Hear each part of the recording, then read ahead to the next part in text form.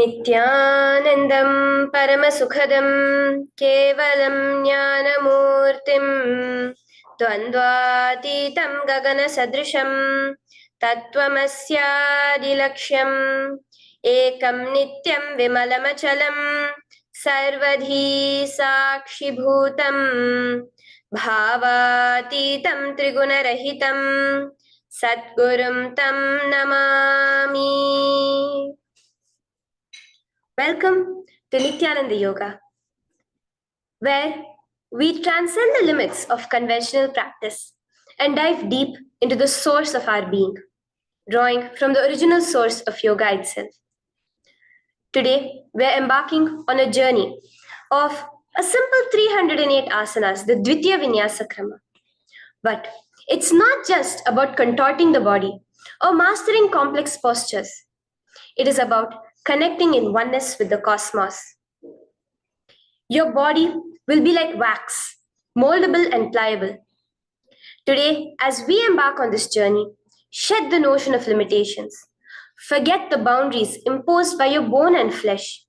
Instead, recognize yourself as the very source material of the cosmos, the consciousness from where we all come from. With each movement, you will not just be stretching muscles, you will be reaching into the depths of your consciousness. Visualize yourself as a sculptor, crafting your form with intention and precision. Want to grow 4 inches taller by the end of this session? Believe it, for your body is a wax waiting to be molded as per your intention. There is only one enemy towards this that we have built within each one of us, that is the parasites of negativity. Every muscle you have built in the moment of anger, of anxiety, of pain, of incompletion becomes the boundary of your consciousness. Today, we embark on a journey to detoxify ourselves, make us experience our original nature as divine. So as we go through these 12 components, which is so unique to Nithyananda Yoga, from the original source, the Vedas and Agamas, remember, you are not bound by limitations. You are the creator of your reality.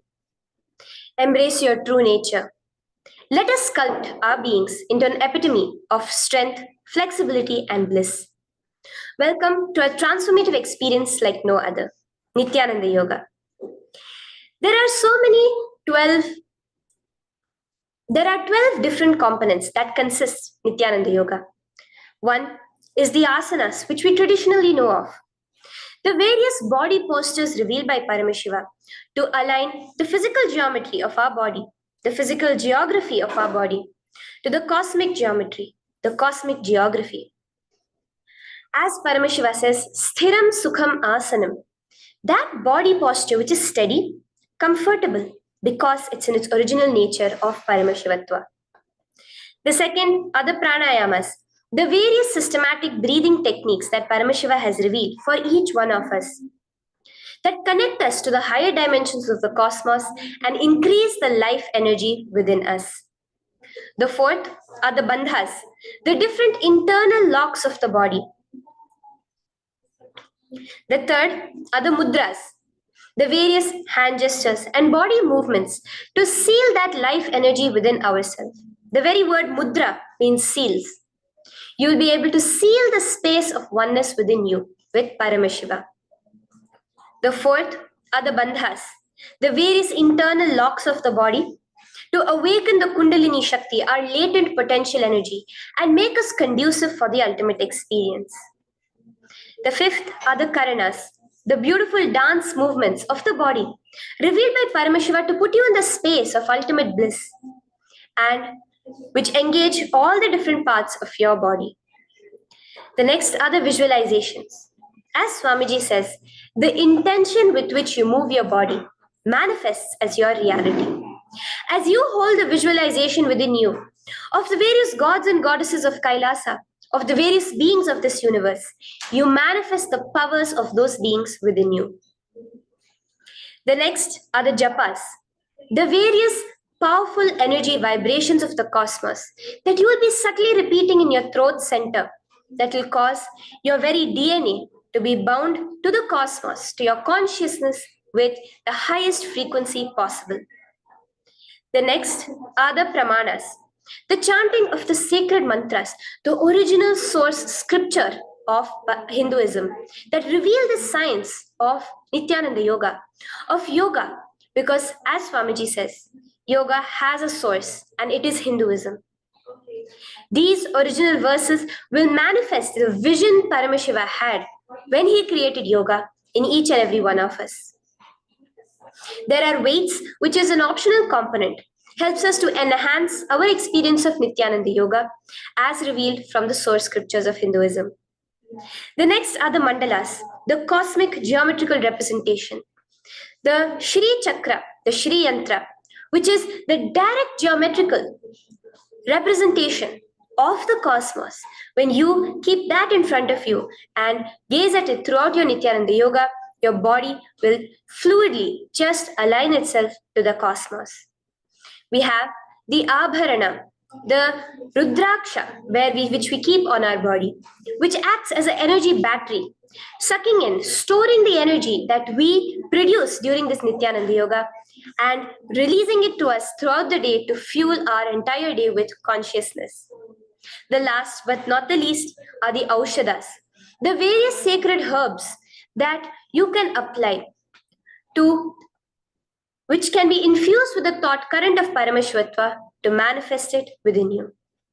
With this understanding, let us get right into the practice of Nithyananda Yoga, which starts with invoking the presence of Paramashiva himself, the very being of Paramashiva, to witness our Nithyananda Yoga today, with the chanting of the Shiva Moola Mantra.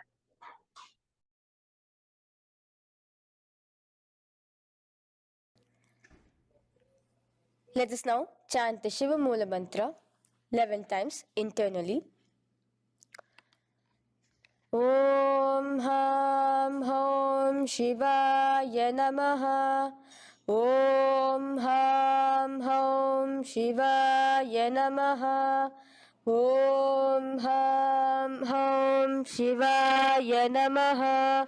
Om Ham Hom Shivaya Namaha. Om Ham Hom Shivaya Namaha. Om Ham Hom Shivaya Namaha. Om Ham Hom Shivaya Namaha. Om Ham Hom Shivaya Namaha. Om Ham Hom Shivaya Namaha. Om Ham Hom Shivaya Namaha. Om Ham Hom Shivaya Namaha. The next step of this ritual of yoga, as Swamiji reveals, yoga is a ritual, a methodology to connect yourself with the divine. As every ritual in Hinduism goes, we cleanse the three elements of our body, of the world, and of the ultimate with the Tattvachamanam.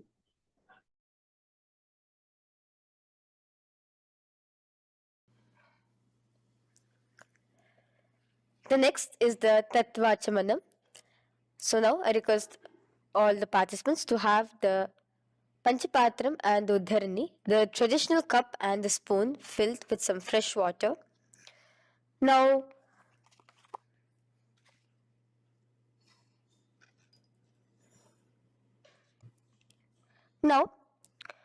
keeping your right hand in the shape of a cow's ear, the Gokarna Mudra, pour an Uddharani of water from the Panchapatram and chanting each of the following mantras internally, drink the water that flows through the base of the palm. Om Atmatattvam Shodayami Svadha. Om Vidyatattvam Shodayami Svadha. Om Shivatattvam Shodayami Svadha. Wash your right hand with water from the Panchapatram. Now, chanting the following mantra internally, wipe the upper and lower lips twice using the base of the right hand thumb, moving the hand from right to the left of the lips. Om Ham Hridayaya Namaha.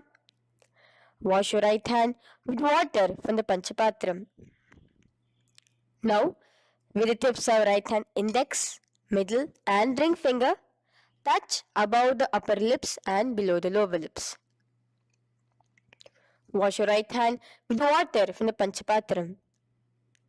Now, with the tips of right hand index finger and thumb joined together, touch your right nostril, left nostril. With the tips of right hand ring finger and thumb joined together, touch your right eye, right ear, left ear. Wash your right hand with water from the Panchapatram. Now, with the base of the right hand thumb and little finger, touch the navel, right chest, left chest.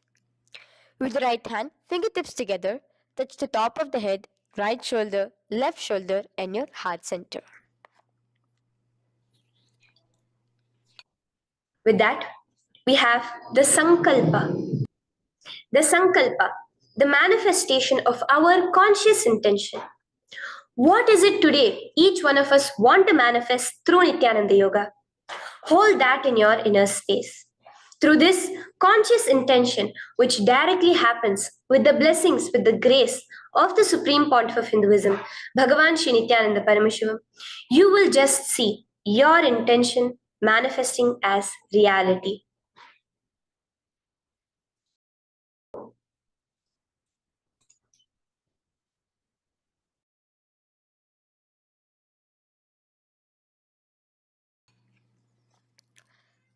The next is the Sankalpa, the conscious resolution.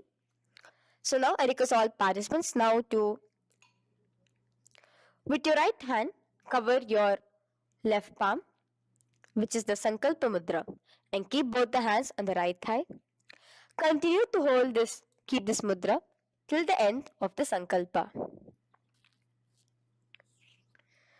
Om Mamopata Samasta Duritakshayaddvara Bhagavat Shri Nithyananda Paramashiva Prityartham Shri Nithyanandeshwari Paramashiva Shakti Sameta Shri Nithyanandeshwara Paramashiva Prityartham Cha शुभे शोभने मुहूर्ते अद्य ब्रह्मणः द्वितीय पराध्ये श्री श्वेतवराह कल्पे वैवस्वतमन्वन्तरे अष्टाविंशतितमे नित्ययुगे प्रथमे पादे जम्बूद्वीपे भारतवर्षे भरतखण्डे मेरोः दक्षिणे पार्श्वे शखाब्दे अस्मिन् वर्तमाने व्यवहारिके प्रभवादीनां षष्ट्याः संवत्सराणां मध्ये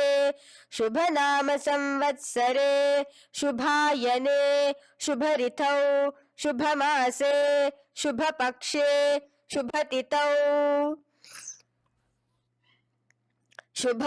शुभवासरयुक्तायां शुभनक्षत्र शुभयोग शुभकरण एवं गुणविशेषण विशिष्टायाम् अस्यां शुभदितौ श्री कैलासोन्नत द्वादशान्त श्यामला पीठारूढ श्री मीनाक्षी सुन्दरेश्वरा भिन्न स्वरूप परशिवपुत्र रत्नकुमार गुरुमन्यतुल्यावतार श्री पार्वती स्तन्यपान लब्ध दिव्य ज्ञान विश्रुत सकल निगमागम सारभूत द्राविड वेद प्रवक्त्रे श्रीमत् परम शिव करुणा समधिगत मुक्तामय चतुरश्रयान गीयमान छत्र चामर श्री चिन्ह काहलादि समस्त बिरदावल्यलंकृत ज्ञान विज्ञान चक्रवर्ती सर्वजन संग सद्यो निर्वाण दीक्षा व्याप वर्ग वर्ष विश्रान जीमूत परमत कलभ केसरी शैव सिद्धांत स्थापनाचार्य श्री राजाधिराज पांड्य महाराज गुरु क्षपन शाक्यादि महांधकार निवारण ज्ञान भानु वीक्षण नरहार ध्वजोच्छेदन पूर्वक श्रीमद वृषभध्वज स्थापक शैव समय कर्त्रे सर्वज्ञ पीठारूढ़ श्री जगद्गुरु श्री ज्ञान संबंध देशिक स्वामी वागीश सुंदर माणिक्य वाचक स्वामिनां अवतार भूत श्री ज्ञान संबंध स्वामी पुनरुद्धृत श्यामला पीत सर्वज्ञ पीत त्रिनवद्युत्तर द्विशततम गुरु महासन्निधान अरुणगिरि योगीश्वर परंपरागत अरुणाचल सर्वज्ञ पीठ गुरु महासन्निधान कैलास परंपरागत कांची कैलास सर्वज्ञ पीठ त्रयष्टम शतोत्तर द्विशततम गुरु महासन्निधान नित्योत्सव नित्य मंगल नित्य कल्याण नित्य रजित कैलास परंपरागत आदि कैलास नित्यानंद पीठ महासंस्थान महासिंहासन पीठ कर्त्रे साक्षात् श्री परम शिव समुद्भूत कैलास परंपरागत वैवस्वत मुनि इक्ष्वाकु हरिश्चंद्र भगीरथ श्रीरामचंद्र सूरसेन इत्यादि अनवच्छिन्न सार्वभौम चक्रवर्ती परंपरागत चतुष्षष्टि योगिनी मंडित चतुष्षष्टि संप्रदाय प्रवर्तक मनुधर्म शासन सूर्यवंश प्राप्त सर्वज्ञ पीठ सुरांगी साम्राज्य मूढ़ाभिषिक्त चूड़ामणे साक्षात् श्री परम शिव समुद्भूत कपिल महागुरु पुनरुद्धृत महानिर्वाणी पीठ अष्टोत्तर सहस्र श्री महामंडलेश्वर साक्षात् श्री परम शिव समुद्भूत श्री महागणपति समारंभ अनवच्छिन्न पीताधीश्वर गुरु परंपरा प्राप्त अतल पीत अष्टोत्तर सहस्रतम अष्टोत्तर सहस्र श्री अतल पीताधीश्वर धर्म मुक्ति स्वर्गपुर स्वर्ण पीत त्रयोविंश गुरु महासन्निधान कैलास परंपरागत आदिपीठ सर्वज्ञ पीठ जगद्गुरु श्री कैलास पुनरुद्धारक श्री कैलास परमाचार्य श्रीमत् परमहंस परिव्राजकाचार्य वर्य सच्चिदानंद प्रणव स्वरूप श्रोत्रिय ब्रह्मनिष्ठ श्रीमद् जगद्गुरु श्रील श्री भगवत श्री नित्यानंद परम शिव श्री ज्ञान संबंध देशिक परमाचार्य स्वामिनां प्रीत्यर्थम तेषां पादारविन्दयोः भक्ति सिद्ध्यर्थम गुरु कृपा कटाक्ष सिद्ध्यर्थम क्षेम स्थैर्य वीर विजय आयुरारोग्य ऐश्वर्यानाम् अभिवृद्ध्यर्थम धर्मार्थ काम मोक्ष चतुर्विध फल पुरुषार्थ सिद्ध्यर्थम समस्त दुरितोपशांत्यर्थम समस्त मंगलावाप्यर्थम भगवत श्री नित्यानंद परम Shiv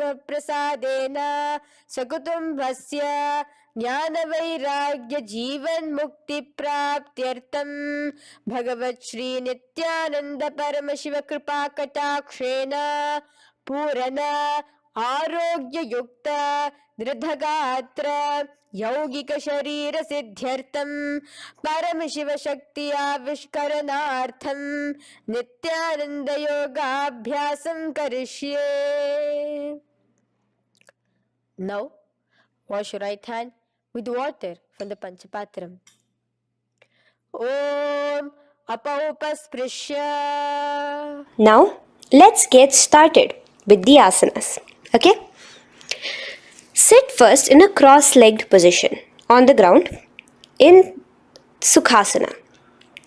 Bring your hands into the Bindu Mudra with your thumbs and index fingers touching each other. Place it on top of your knees. Here we have the Kumbhaka, the pranayama of Samana Kumbhaka. As you inhale and exhale, visualize flames licking up your spine. Do the bandhas, the locks, the Mahamudra Bandha, all three of the bandhas, where you are doing the Jalandhara Bandha, tucking in your chin to your chest, the Udyana Bandha, sucking in your stomach, and the Moola Bandha, clenching your perineum. For the first set of asanas, we have the japa Soham, which you'll be repeating in your throat center. As you do Sukhasana, visualize Lord Shiva in your inner space. The next asana is Parvatasana. Now, from the seated position, bring both your feet to the opposite thighs. Clasp your hands together in front of your heart center in the Anjali Mudra and raise it above your head. Keep your hands as straight as you can. Continue the Samana Kumbhaka and the Japa of Soham. Remain with all the three bandhas, the chin to your chest in Jalandhara Bandha, the stomach tucked in Udyana Bandha, and the clenched perineum in Moola Bandha. Here, visualize yourself as Mount Kailash. The next asana is Hali Pavasana. Now slowly bring your feet together in front of your body as you stretch it out a little further away. Now bring your hands behind your back and clasp the left hand by your right. Lean forward, placing your forehead on the ground as you continue to engage all the three bandhas. Here, gaze at your nose. Visualize Swamiji, the supreme pontiff of Hinduism, in your inner space. Now, in a similar position from Hali Pavasana, just release your hands, slightly get up and bring your hands in front of your body. Place them on the ground, cupping your hands, making a hollow in Nagi Pavasana. Visualize yourself as a snake, gazing at your nose. Continue the japa, the pranayama, and all three bandhas engaged. Now, raise up. This is Kokilasana. Hold your big toes with your index and middle finger in the Prana Mudra. Stretch your legs straight out and upwards. Cross it into Padmasana. Bring it to your opposite thighs. Lean forward and down onto your elbows. Again, tuck your chin into your chest, suck in your stomach, and clench the perineum in the Mahamudra Bandha. Visualize yourself as a bird in Kokilasana. The next is Nithyananda. Now, raise up again. Bring one ankle to the top of the opposite knee. Hold the elbows with your hands. Hold the respective elbows with the opposite hands. Again, engage all the three bandhas and rotate your arms in a circular motion. Keep the spine completely straight and gaze towards your nose. Visualize Swamiji, the supreme pontiff of Hinduism, in your inner space. Next is Gajasana. Press your hands onto the ground. You can bring your feet a little back as you raise yourself up, your hips up high. Lower your head and then chest, scooping your body forward again and again. Here, engage the Udyana Bandha, where you suck in your stomach along with the Moola Bandha, clenching the perineum. Visualize yourself as an elephant. Gajasana. Now stop the movement slowly. In another dynamic asana, which is Rikshasana, you will start alternatively pressing the heel of one foot onto the ground while lifting the other heel up. Repeat this again and again. The next is Vaishyasana. Now slowly come to a standing position. Stand tall on the tips of just your big toes. Keep your head neck straight line. And bring the middle, index and ring fingers to your heart in the Hridaya Mudra. Continue engaging the Udyana Bandha. Visualize Swamiji in your inner space. Here we have a very interesting movement, which is the Karanas, the dance movements.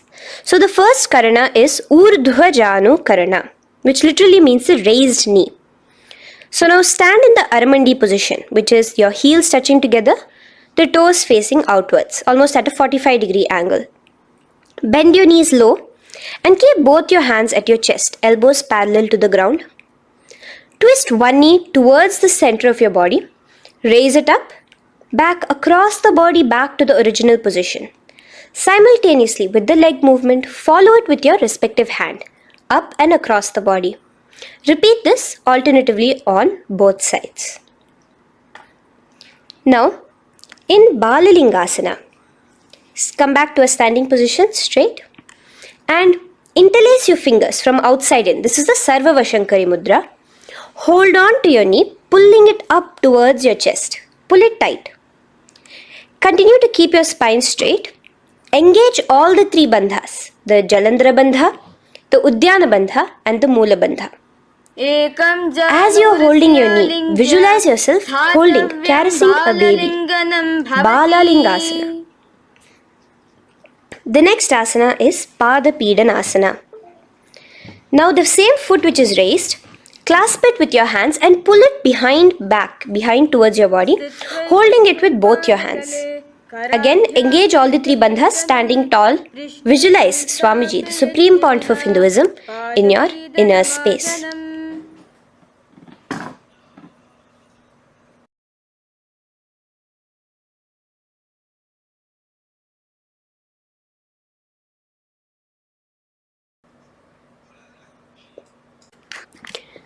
From here, let's enter into Natarajasana. Now, the same foot you're already holding behind your back, twist the same hand of that leg inwards and pull the leg back. Extend the opposite hand forward with the index and thumbs together, again in the Bindu Mudra. Now, pull the foot back and up while leaning forward in Natarajasana. Hold your balance here.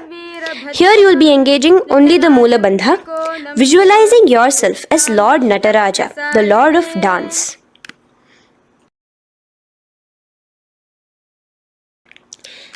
Now again let's repeat Balalingasana on the other side with the other leg. Pull it up towards your chest with the hands in the Sarva Vashankari Mudra. Engage all the three bandhas as you visualize yourself holding and caressing a baby. Now pull your foot back into Pada Asana on the other side. Remain with all the three bandhas engaged. Visualize Swamiji in your inner space. And lean forward. Now hands stretched in the Bindu Mudra into Natarajasana. Balance there as you visualize yourself as Lord Nataraja. Now come back to a standing position. Release your leg. Gain your balance. As we enter into the Ardharechita Karana. Now again bring yourself to the Aramandi position, heels together, toes pointed outwards and knees bent. Now from this position, bring your right foot onto the tips of the toes behind the left heel. The heel should be up. Bring your left hand towards your chest, parallel to the ground again, and extend the right arm out and wide like a pendulum. Bring it back towards your chest. Now while your arm is swinging, remember to move your fingers one by one inwards towards the palm and then outwards. Now place the right hand over the nose. Uncross your ankles. Let's do this on the other side also. Cross the left ankle behind and stretch the left hand out like a pendulum.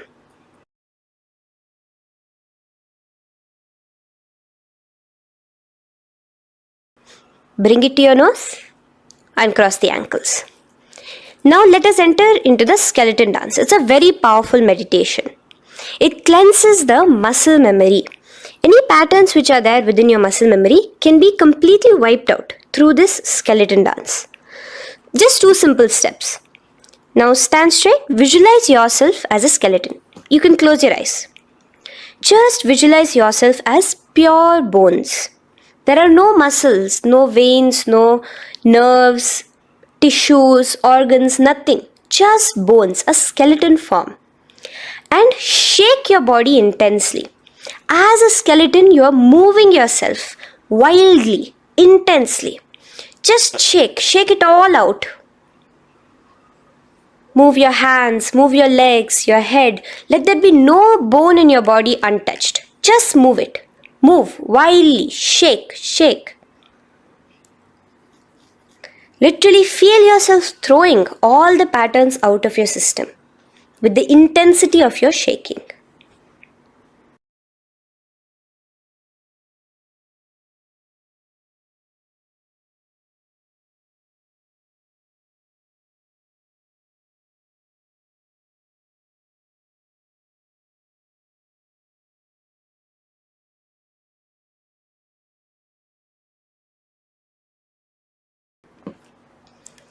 Now slowly calm down.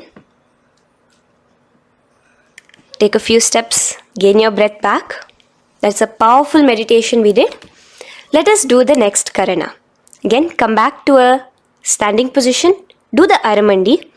Your toes outwards, knees bent with your feet together. Now here, raise your hands above your head. Keep your palms completely straight and cross the wrists with the palms facing forward and the back of the hands outward. Now from the crossed wrists, uncross the wrists, spreading your arms out wide while you turn your hip towards the side. Turn by the waist sideways. Bring your hands back over the head and turn on the other side. Repeat this on the other side. Do it again. Let's twist out.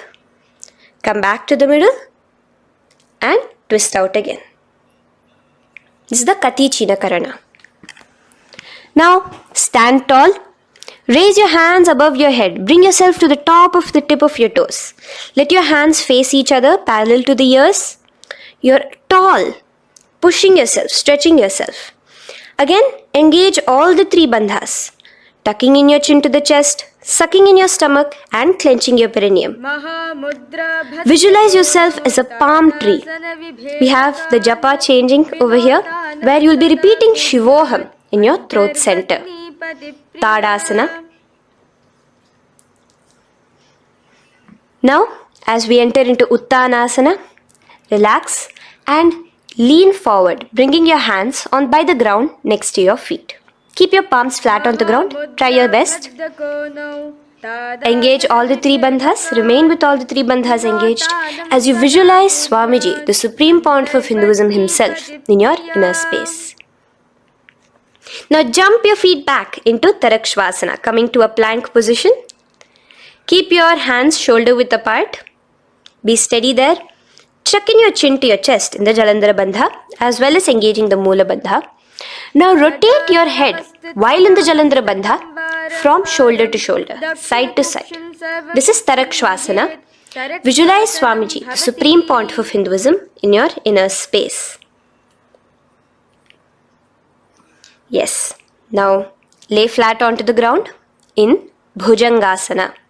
Lower your entire body down. Now point your toes backwards. Keep your hands by the side of your chest and push yourself off the ground. Remember to use the strength of your lower back to hold yourself up. Open your mouth wide. Inhale through the hollow of your throat and exhale through your nose. This is the Bhujangani Mudra. In Bhujangasana, you will visualize yourself as a cobra. Now come back into a plank position. So you can tuck in your toes and come back into a plank position. In Shashasana, alternate bringing one knee towards your chest, back and forth. So you'll bring one knee front, push it back and bring the other knee. Repeat this again and again. Do the Sahaja Kumbhaka. Simple breathing in, breathing out. Engage the Moola Bandha, clenching your perineum. Visualize Swamiji, the supreme pontiff of Hinduism. Okay. Now place your legs back into the plank position as we enter into Rathasana. Again, bring one foot between your hands and alternate jumping one foot back and bringing the other foot forward simultaneously. Again and again.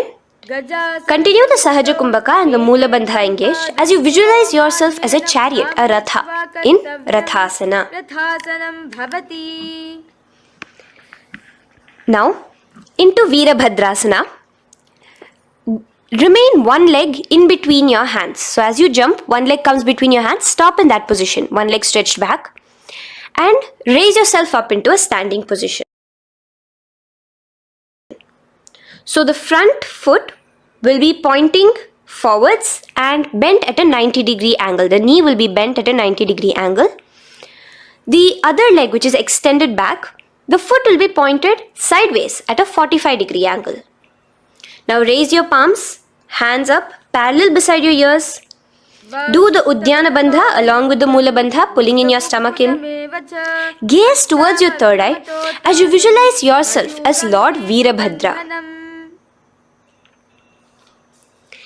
Now relax down, switch your legs around, and let us do Veerabhadrasana on the other side. Stretch your hands up, gaze towards your third eye, suck in your stomach in the Uddiyana Bandha, and visualize yourself as Lord Veerabhadra. Okay, bring your feet together now. Let us move into Vrikshasana. Now stand tall, gain your balance here slowly. Bring one foot towards the inner thigh. Bring your palms together, raise them up above your head in the Anjali Mudra. Keep your elbows as straight as you can. Again, continue the Uddiyana Bandha, sucking in your stomach. Gaze forward, hold your balance, visualize yourself as a tree, the stability of a tree in Vrikshasana. Now, slowly bring your hands down. Now the foot which is in your inner thigh, bring it towards the opposite, to the root of the opposite thigh. Bring your hands in the Namaskar Mudra in front of your heart center together and visualize yourself here as Lord Garuda, just engaging the Mula Bandha alone here. This is Garudasana. Now let us repeat Vrikshasana on the other side. Slowly put your foot down.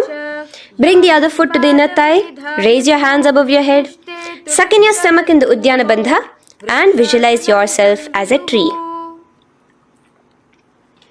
Let's repeat Garudasana on the other side. Slowly bring the foot to the opposite thigh and lower your hands to be in front of your heart center. Release the Uddiyana Bandha, just engaging the Mula Bandha, clenching your perineum. Visualize yourself as Lord Garuda, the eagle vehicle of Lord Mahavishnu. Okay, bring both your feet to the ground now and spread them far apart from each other. Now keep one leg toes pointing forward and the other set of toes pointing sideways. Straighten your arms out parallel towards the ground. Bring your front arm down towards the front foot, beside your foot, while the other arm extends towards the sky. Visualize yourself as a triangle in Trikonasana. Now raise up and let's repeat Trikonasana on the other side. Switch the position of your legs around and go forward. The other arm raised towards the sky. Visualize yourself as a triangle. Now come back to a standing position. Bring your feet together. We are having another Karana, the Nikuttaka Karana. Bring yourself to the Aramandi position. Feet together, knees out wide. Here now bring your hands towards your chest, but keep both your palms parallel towards each other. Bring your right foot onto the toes with the heels up. And simultaneously bringing the right hand towards the top. Now drop the right foot, simultaneously lifting the left foot onto the toes and switch the hands position. Now the left hand is on the top and the right hand is on the bottom. Repeat and let us do this repeatedly. Okay, relax now, come back to a straight position and sit down onto your toes. Sit on your heels with your toes on the ground, knees raised up off the ground, together in front of you in Angushtasana. Bring your hands together in the Namaskara Mudra in front of your heart center. We have a very interesting pranayama over here, which is the Bhramari Kumbhaka, where you will be subtly buzzing like a bee as you do this asana. The japa we will be entering into is Sadashivoham. In Angushtasana, engage the Mula Bandha as you visualize Swamiji, the Supreme Pontiff of Hinduism, in your inner space. Now in the same position, slowly bring your hands to the ground. Balance yourself as you stretch one foot forward, sitting on the heel of one foot and the other foot stretched forward, toes pointed upwards. Bring your hands to the Vara Mudra, just the tips of the finger on the ground while the palm faces forward, both your hands. Continue to engage the Mula Bandha, clenching the perineum as you visualize Swamiji, the Supreme Pontiff of Hinduism, in your inner space. Now, stretch, the leg is stretched forward, right? Stretch the same hand, the respective hand forward and clasp onto the big toe of that foot in the Prana Mudra with your index and middle fingers. The other hand, bring it to the back of the respective heel in Vidhunanasana as you visualize Swamiji in your inner space. Okay, bring your 2 feet back together as we repeat Saurasana on the other side. Stretch your left leg forward now. Palms in the Vara Mudra on the ground. Visualize Swamiji in your inner space. And lean forward into Vidhunanasana on the other leg. Clasp your toes. Bring the other hand to the back heel. Continue to visualize Swamiji.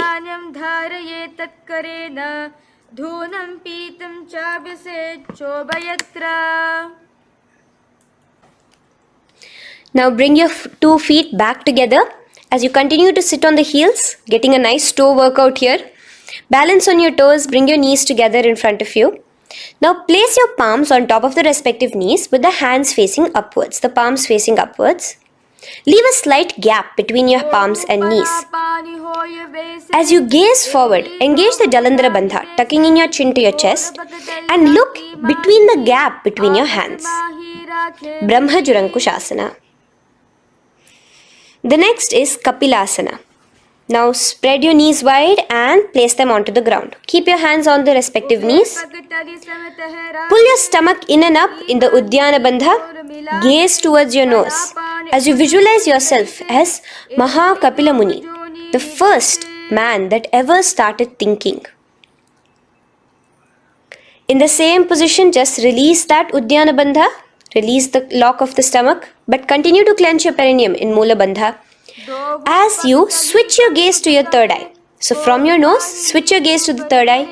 Visualize Swamiji, the Supreme Pontiff of Hinduism, in your inner space. Bhadra Gorakshasana. Next is Suryasana. Now, your toes are tucked. Just lift your knees off the ground, wide apart. Bring your hands together in the Padma Mudra with the little fingers and thumbs joined together. Engage the Uddiyana Bandha, suck in your stomach and raise your hands up tall above your head. Slightly lean back as you look towards the gap between your hands.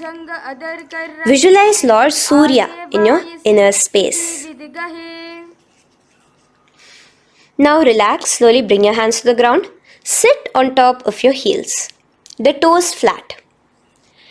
Here, keep your hands on top of your knees and lift your tongue up against the roof of your mouth in the Manduki Mudra. Do the Sahaja Kumbhaka, simple breathing in and out. Engage the Mula Bandha, clenching your perineum. With the Japa Sadashivoham, repeating in your inner space, here you will visualize yourself as a frog in Mandukasana. Your tongue pressed against the upper palate. Is your frog-like tongue catching the nectar of immortality dripping from your Sahasrara Chakra? Gaze towards your third eye in Mandukasana. Now from here itself, moving into Uttana Mandukasana. Just bring your hands to the opposite shoulders, remaining in the same seated position. Continue with the Uddiyana Bandha engaged, gazing at your third eye. The Manduki Mudra, tongue pressed against the top of your palate, visualizing yourself as a frog in Uttana Mandukasana. Slowly bring your hands out from behind your back. Now slightly raise up and cross your ankles behind you. Sit on top of your crossed ankles. Keep your knees wide and your fingers spread on the top of your knees, both your hands. Open your mouth wide and stick out your tongue, exhaling forcefully. Gaze at the tip of your nose. Repeat this several times because you're visualizing yourself as a lion in Simhasana. The next asana is Bhadrasana. Now you can release yourself and uncross your ankles. Just keep your toes crossed behind you. Again, sit on top of your heels, keeping your knees wide apart. Cross your hands behind your back, hold on to the big toes in the Prana Mudra with your index and middle fingers. Apply the Jalandhara Bandha, tuck in your chin to your chest along with the Mula Bandha, sucking in your perineum. As you gaze towards your nose, here, resume the Brahmari Kumbhaka, buzzing like a bee subtly in your inner space as you visualize Swamiji, the supreme pontiff of Hinduism, in your inner space. Now bring your hands out from behind you. As you bring yourself to a squatting position. Keep your feet flat onto the ground as close together as possible, but your knees opened wide.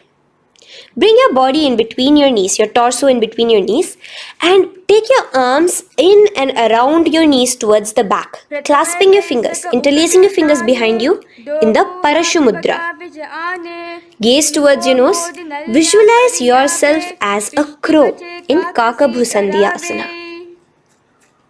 The next asana is Kani Pavasana. Unclasp your hands and place them flat onto the floor. Keep them shoulder width apart for good balance. Now, slowly bring your knees to the back of your arms, above the elbows. Lean your chin forward and down. Keep your gaze steady as you lift your feet off the ground. In Kani Pavasana, visualize Swamiji, the supreme pontiff of Hinduism, in your inner space. Now in the same position, slowly lower your head to the ground and stretch your legs up high, forming a tripod between your two hands and your head in Kapali Asana. Gaze at your nose, continue the Brahmari Kumbhaka, continue engaging the Mula Bandha and the Japa of Sadashivoham. Visualize Swamiji in your inner space. The next asana is Parshva Mayurasana. Slowly bring your feet down.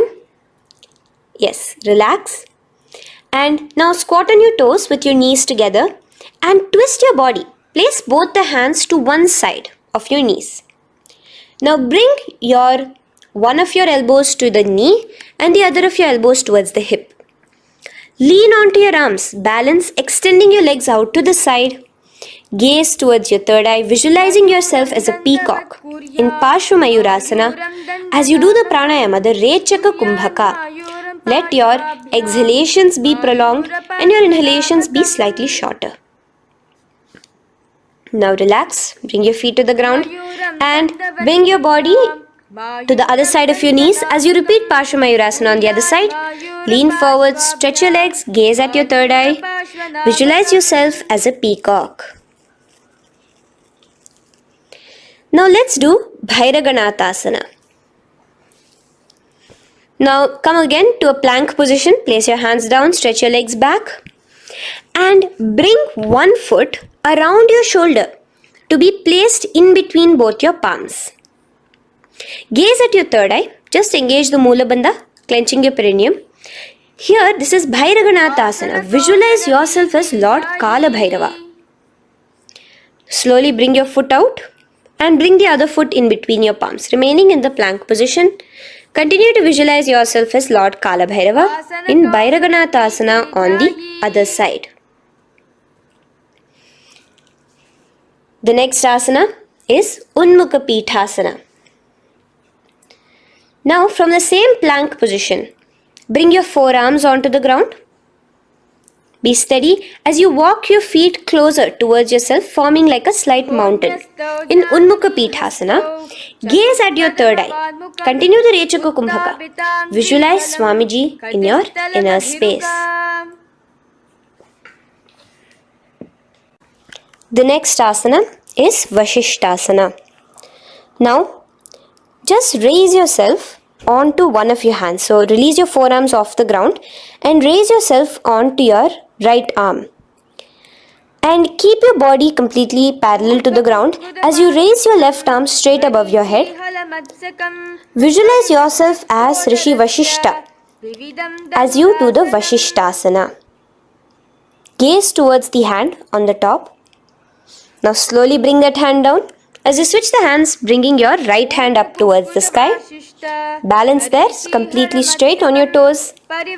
As you visualize yourself as Rishi Vashishta, the Guru of Bhagavan Sri Rama.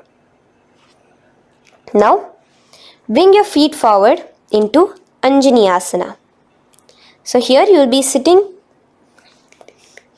on your hips with your legs pointed forward and sit on top of your hands. So keep your palms facing upwards and sit on both your palms as you tuck your elbows into your body. Do the Rechaka Kumbhaka, continue the Rechaka Kumbhaka. Engage the Jalandhara Bandha, tucking in your chin to your chest, gaze at your nose, visualize yourself as Lord Hanuman in Anjani Asana. Now, slowly release your hands from under your body as you lean forward into Paschimottanasana. Clasp your respective toes with your index and middle finger. Lean forward and down, bring your elbows to the ground, your forehead towards your knees. Engage all the three bandhas, the Mahamudra Bandha. As you visualize Swamiji, the supreme point of Hinduism in your inner space, with a new japa, Mahasadashivoham, starting here.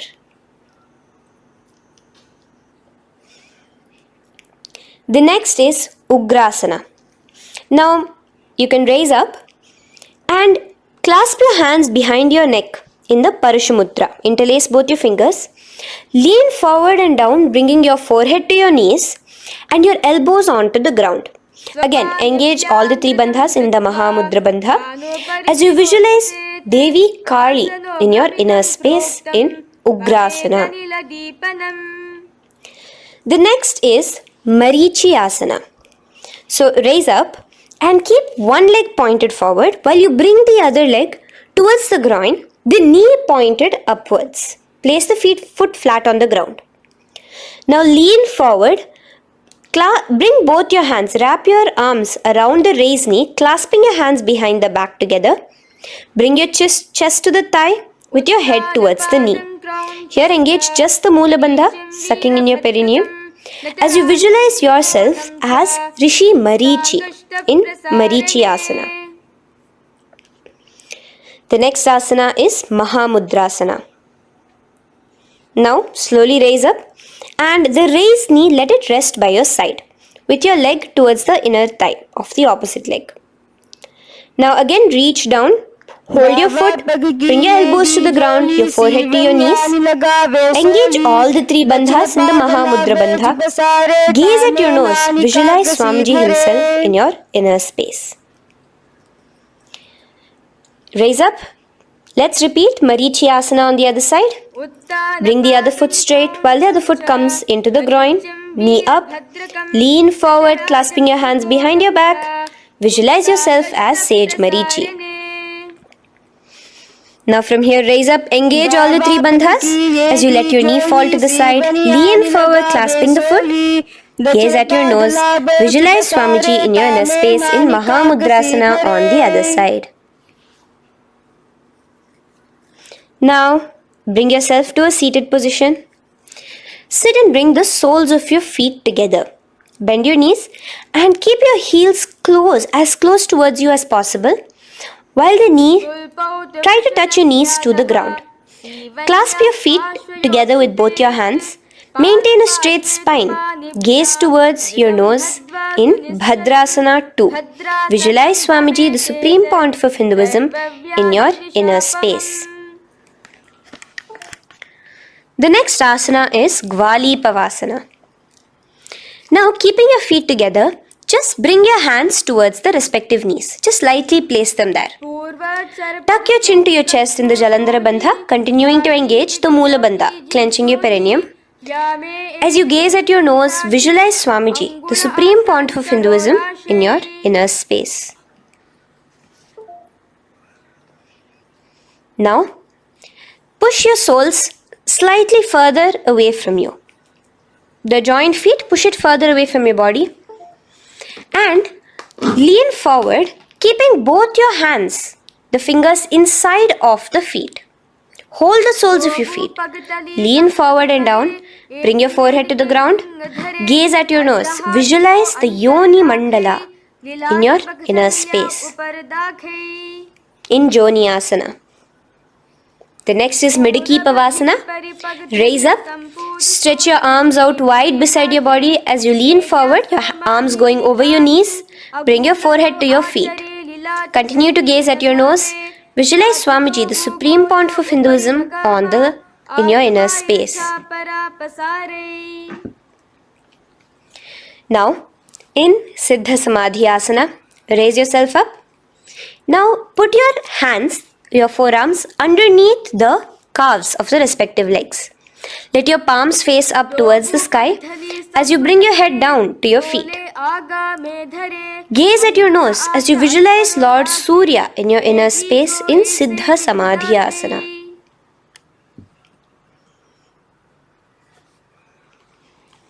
The next asana is Chiniki Pavasana.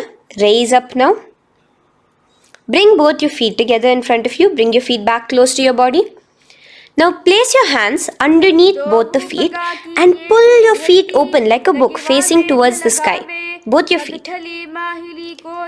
Press your elbows onto your thighs near the knees and gaze towards your nose, visualizing Swamiji in your inner space in Chiniki Pavasana. Giving yourself a nice stretch. Now release your feet and bring your hands to the respective knees. Gently push down on your knees, pushing it towards the ground. Suck in your stomach in the Uddiyana Bandha. Gaze at your third eye, visualizing Swamiji in your inner space. This is Charapata Chokasana. The next asana is Bhairavasana. Now continuing to remain with your feet together, you can use the help of your hands to bring your toes onto the ground with your heels pointed upwards. Just push yourself and try to do it. Continue to remain with the Uddiyana Bandha engaged, your stomach sucked in. Bring your hands to the Bindu Mudra with the index and thumbs together on top of the knees. Gaze at your third eye. Visualize yourself as Lord Kala Bhairava in Bhairavasana. The next asana is Samanasana. So slowly you can bring your feet out from underneath. Take now one foot towards your chest, holding with both your hands as the other foot rests by the perineum. Pull the sole onto your chest. Gaze at your third eye. Visualize yourself holding the breath in the Mooladhara Chakra, the Chaturdala, the 4-petal lotus of your body. Gaze at your third eye. Visualize Swamiji, the supreme point of Hinduism, in your inner space in Samanasana. From here, let's move into Apanasana. Now, the foot that you have towards your chest, just bring it over your shoulder and place both your palms onto the ground beside you. As you lift the leg by your perineum, stretch it out and lift it up high into the sky in Apanasana. Gaze at your third eye, visualizing Swamiji in your inner space. Let's repeat Samanasana on the other side. Bring your foot down. Clasp the other foot towards your chest. Gaze at your third eye, visualizing Swamiji in your inner space. And bring the foot onto your shoulder as we repeat Apanasana on the other side. Stretch your leg out straight in front of you, up high towards the sky, gazing at the third eye, visualizing Swamiji in your inner space. Okay, relax slowly. Let's move into Gomukhasana. Now, sitting in a seated position, cross one leg over the other, like over, and align the knees together at the center of your body and the feet by the opposite hips.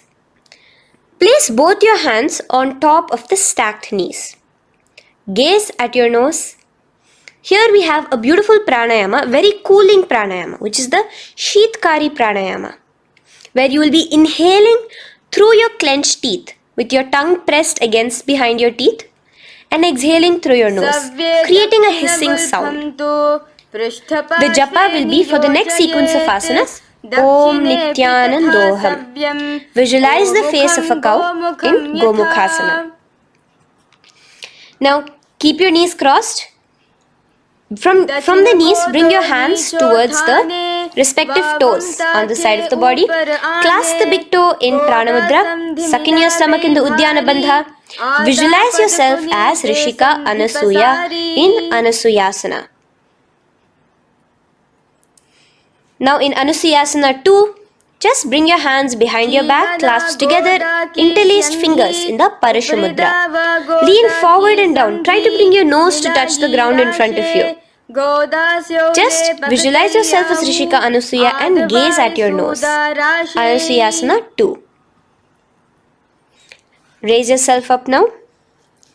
Now bring one foot towards the perineum, knee resting on the ground. Raise your other foot with the foot in front of the lying down foot, knees pointed upwards towards your chest. Place your hands on the respective knees. Keep your spine tall, chest out. Gaze at your nose. Visualize yourself as Lord Garuda, the eagle vehicle of Bhagavan Mahavishnu. Garudasana 2. From here, moving into Naradasana. Now, keep both your hands, bring both your hands behind your neck and clasp them in the Parashamudra. Interlace your fingers behind your neck. Twist outward of the raised knee. Just keep your whole body outside of the raised knee. Gaze towards your third eye, visualizing yourself as Devarishi Narada in your inner space. From Naradasana, let's enter into Matsya Peacock. Place one foot on the top of the opposite thigh. Wrap your respective arm across the knee, holding on to the opposite shin. Extend the opposite hand straight. Hold on to the respective toe with the index and middle fingers in Prana Mudra. Gaze towards your nose. Visualize Matsyavatara, the fish form of Bhagavan Mahavishnu in your inner space in Matsya Peacock.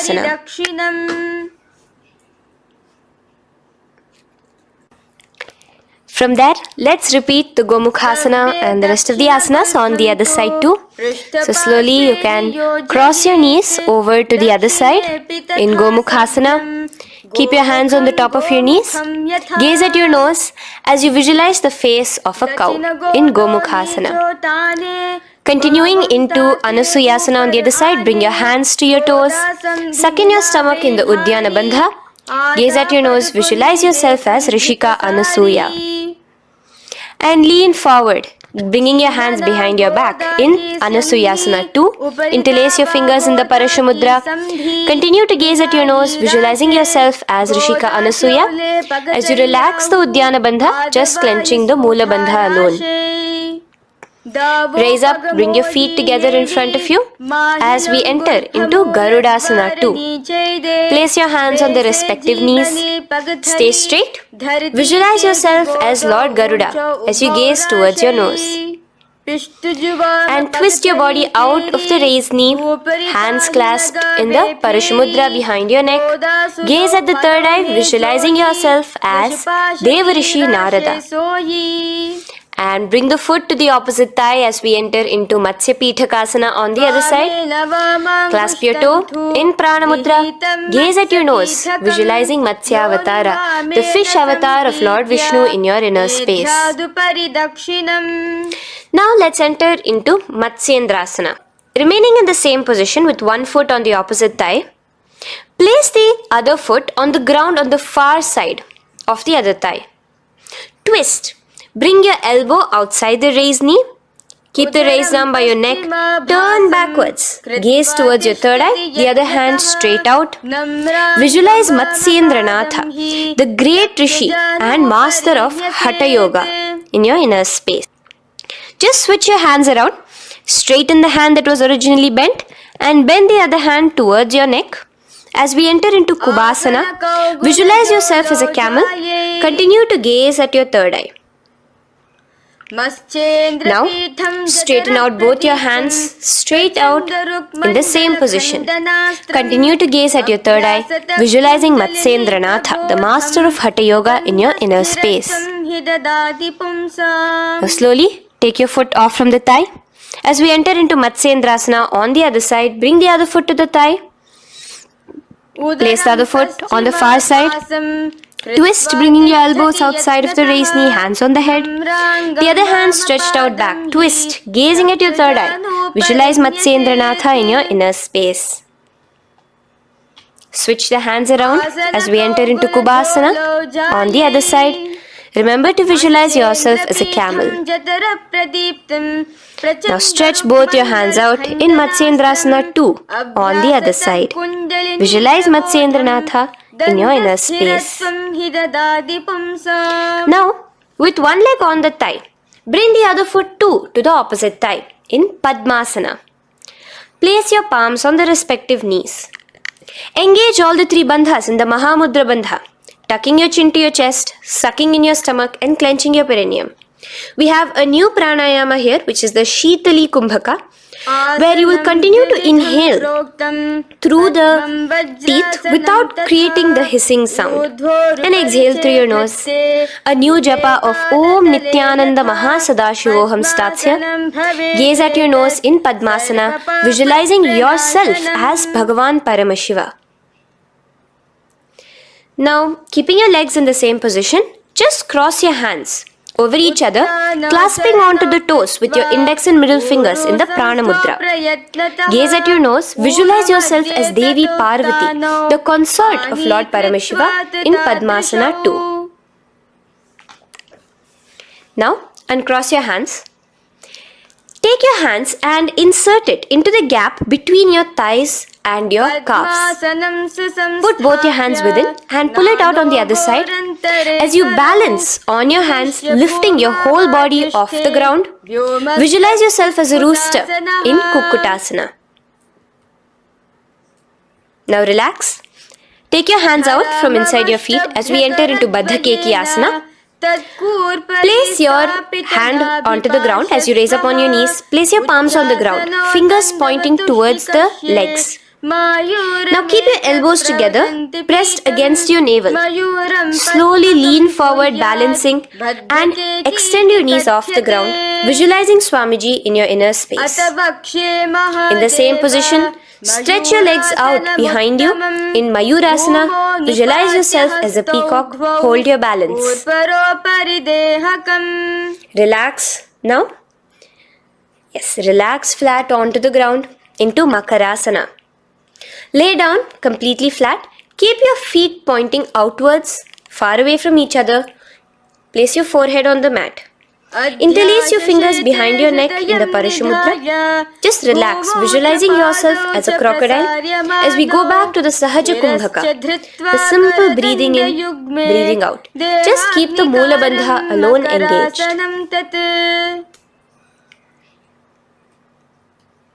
The next asana is Shalabhasana. Now lay on your stomach and place your hands on the ground beside the chest. From the laying position, raise your legs up. Use your core strength to bring your thighs off the ground. Visualizing yourself as a locust in Shalabhasana. Relax your feet down and bring your hands to your feet, pulling your feet down towards the ground beside your hips. In Ushtrasana, visualize yourself as a camel. Now slowly kick your legs back. Rise your hand is clasping your feet. Pull your feet towards the sky, lifting your chest and thighs off the ground. In Dhanurasana, gaze at your third eye. Visualize yourself as Paramashiva's bow. Relax slowly and come up to a sitting position. In Bhagasana, sit on both your knees with your head, neck and spine straight. Clench your perineum in the Moola Bandha. Place your hands on top of your knees. Gaze towards your third eye, visualizing Swamiji, the Supreme Pontiff of Hinduism, in your inner space. From here we enter into Gohyasana. We have a couple of headstand postures here, so get yourself ready.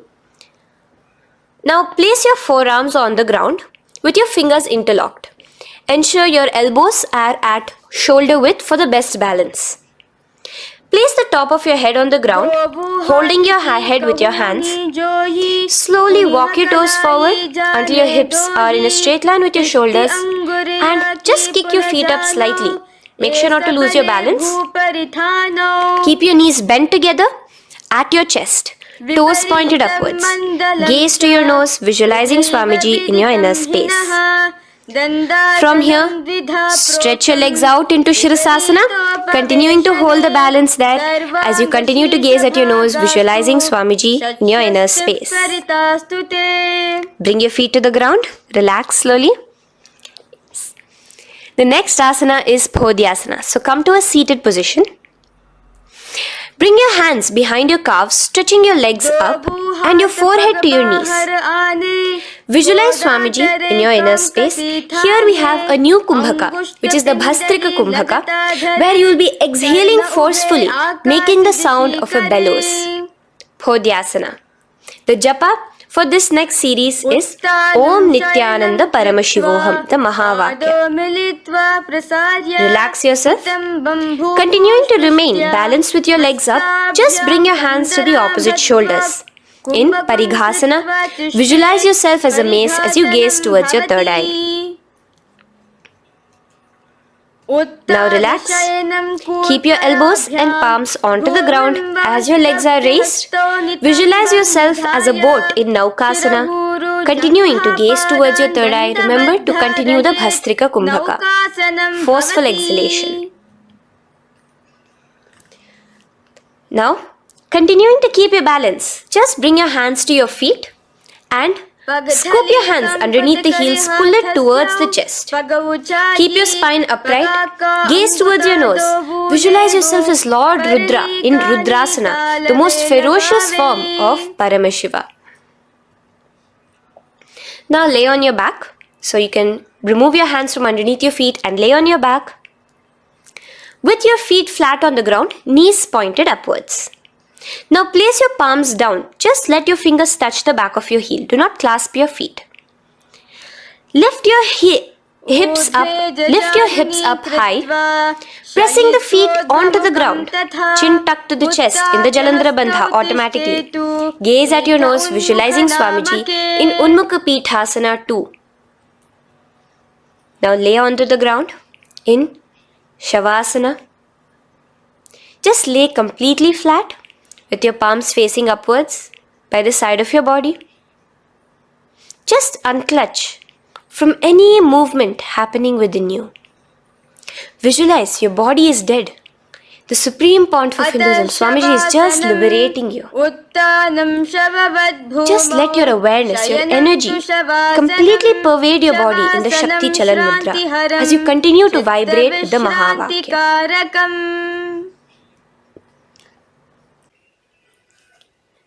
Roll over to one side and come to a seated position. Feel the life entering your body back. In a seated position, let us get continued with the sequence. We have 200 asanas more to go, starting with Yathasanishtasana. In Yathasanishtasana, sit in any posture you are completely comfortable in.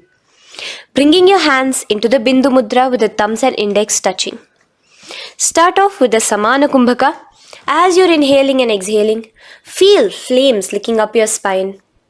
Clench your perineum in the Moola Bandha with the japa Om Nithyananda Paramashivoham for the remaining of the sequence. Visualize Swamiji in your inner space. From here, moving into Samasana, where you bring your feet to a cross-legged position. Keep your hands on your knees with the thumbs and index touching in the Bindu Mudra. Just inhale and exhale as you visualize Swamiji in your inner space. The next is Muktasana.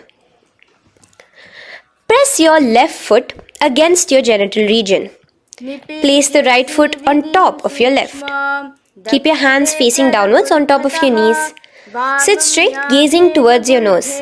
Visualize yourself as a sage liberated by Swamiji himself.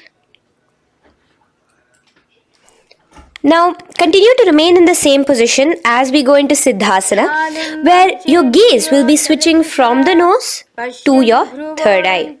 Continuing to visualize Swamiji in your inner space, ensure the Moola Bandha, the perineum, is locked. in Siddhyasana now. Continuing the same position. Engage all the three bandhas. Sucking in your stomach, bringing your chin to your chest in the Mahamudra Bandha. Switch the gaze to the ground in front of you from your third eye. Visualize Swamiji in your inner space. Now, relax the Uddiyana Bandha and Jalandhara Bandha. Just keep the Moola Bandha, the perineum alone clenched, as we enter Rudrasana 2, where your legs will remain in the same position, just your hands alone, from resting on your knees, will turn around to the Bindu Mudra, the thumbs and index touching. Gaze towards the third eye, visualize yourself as Lord Rudra, the fierce dimension of Paramashiva. The next is Santadhunasana. Keep your hands in the Bindu Mudra, your legs crossed in the same position. As you switch your gaze from your third eye to your nose, visualizing Swamiji, his tranquility, unshakable nature. Now, relax the Bindu Mudra, keep your legs in the same position, and bring your hands to your navel, cupping one palm over the other in the Samputa Mudra. It looks sort of like a lotus bud. Continue to visualize Swamiji in your inner space in Siddhasana 2. The next asana is Bandha Yoni Asana. Maintaining one heel over the other in the same position of the legs, bring your hands to your face in the Shanmukhi Mudra. So just listen carefully now. Bring your little fingers beneath the bottom lip of both hands. Your ring fingers above your upper lip. Your middle fingers closing your nose, your nostrils. Your index finger covering your eyes. And your thumbs pressed into your ears. This is Bandha Yoni Asana, visualizing Swamiji in your inner space.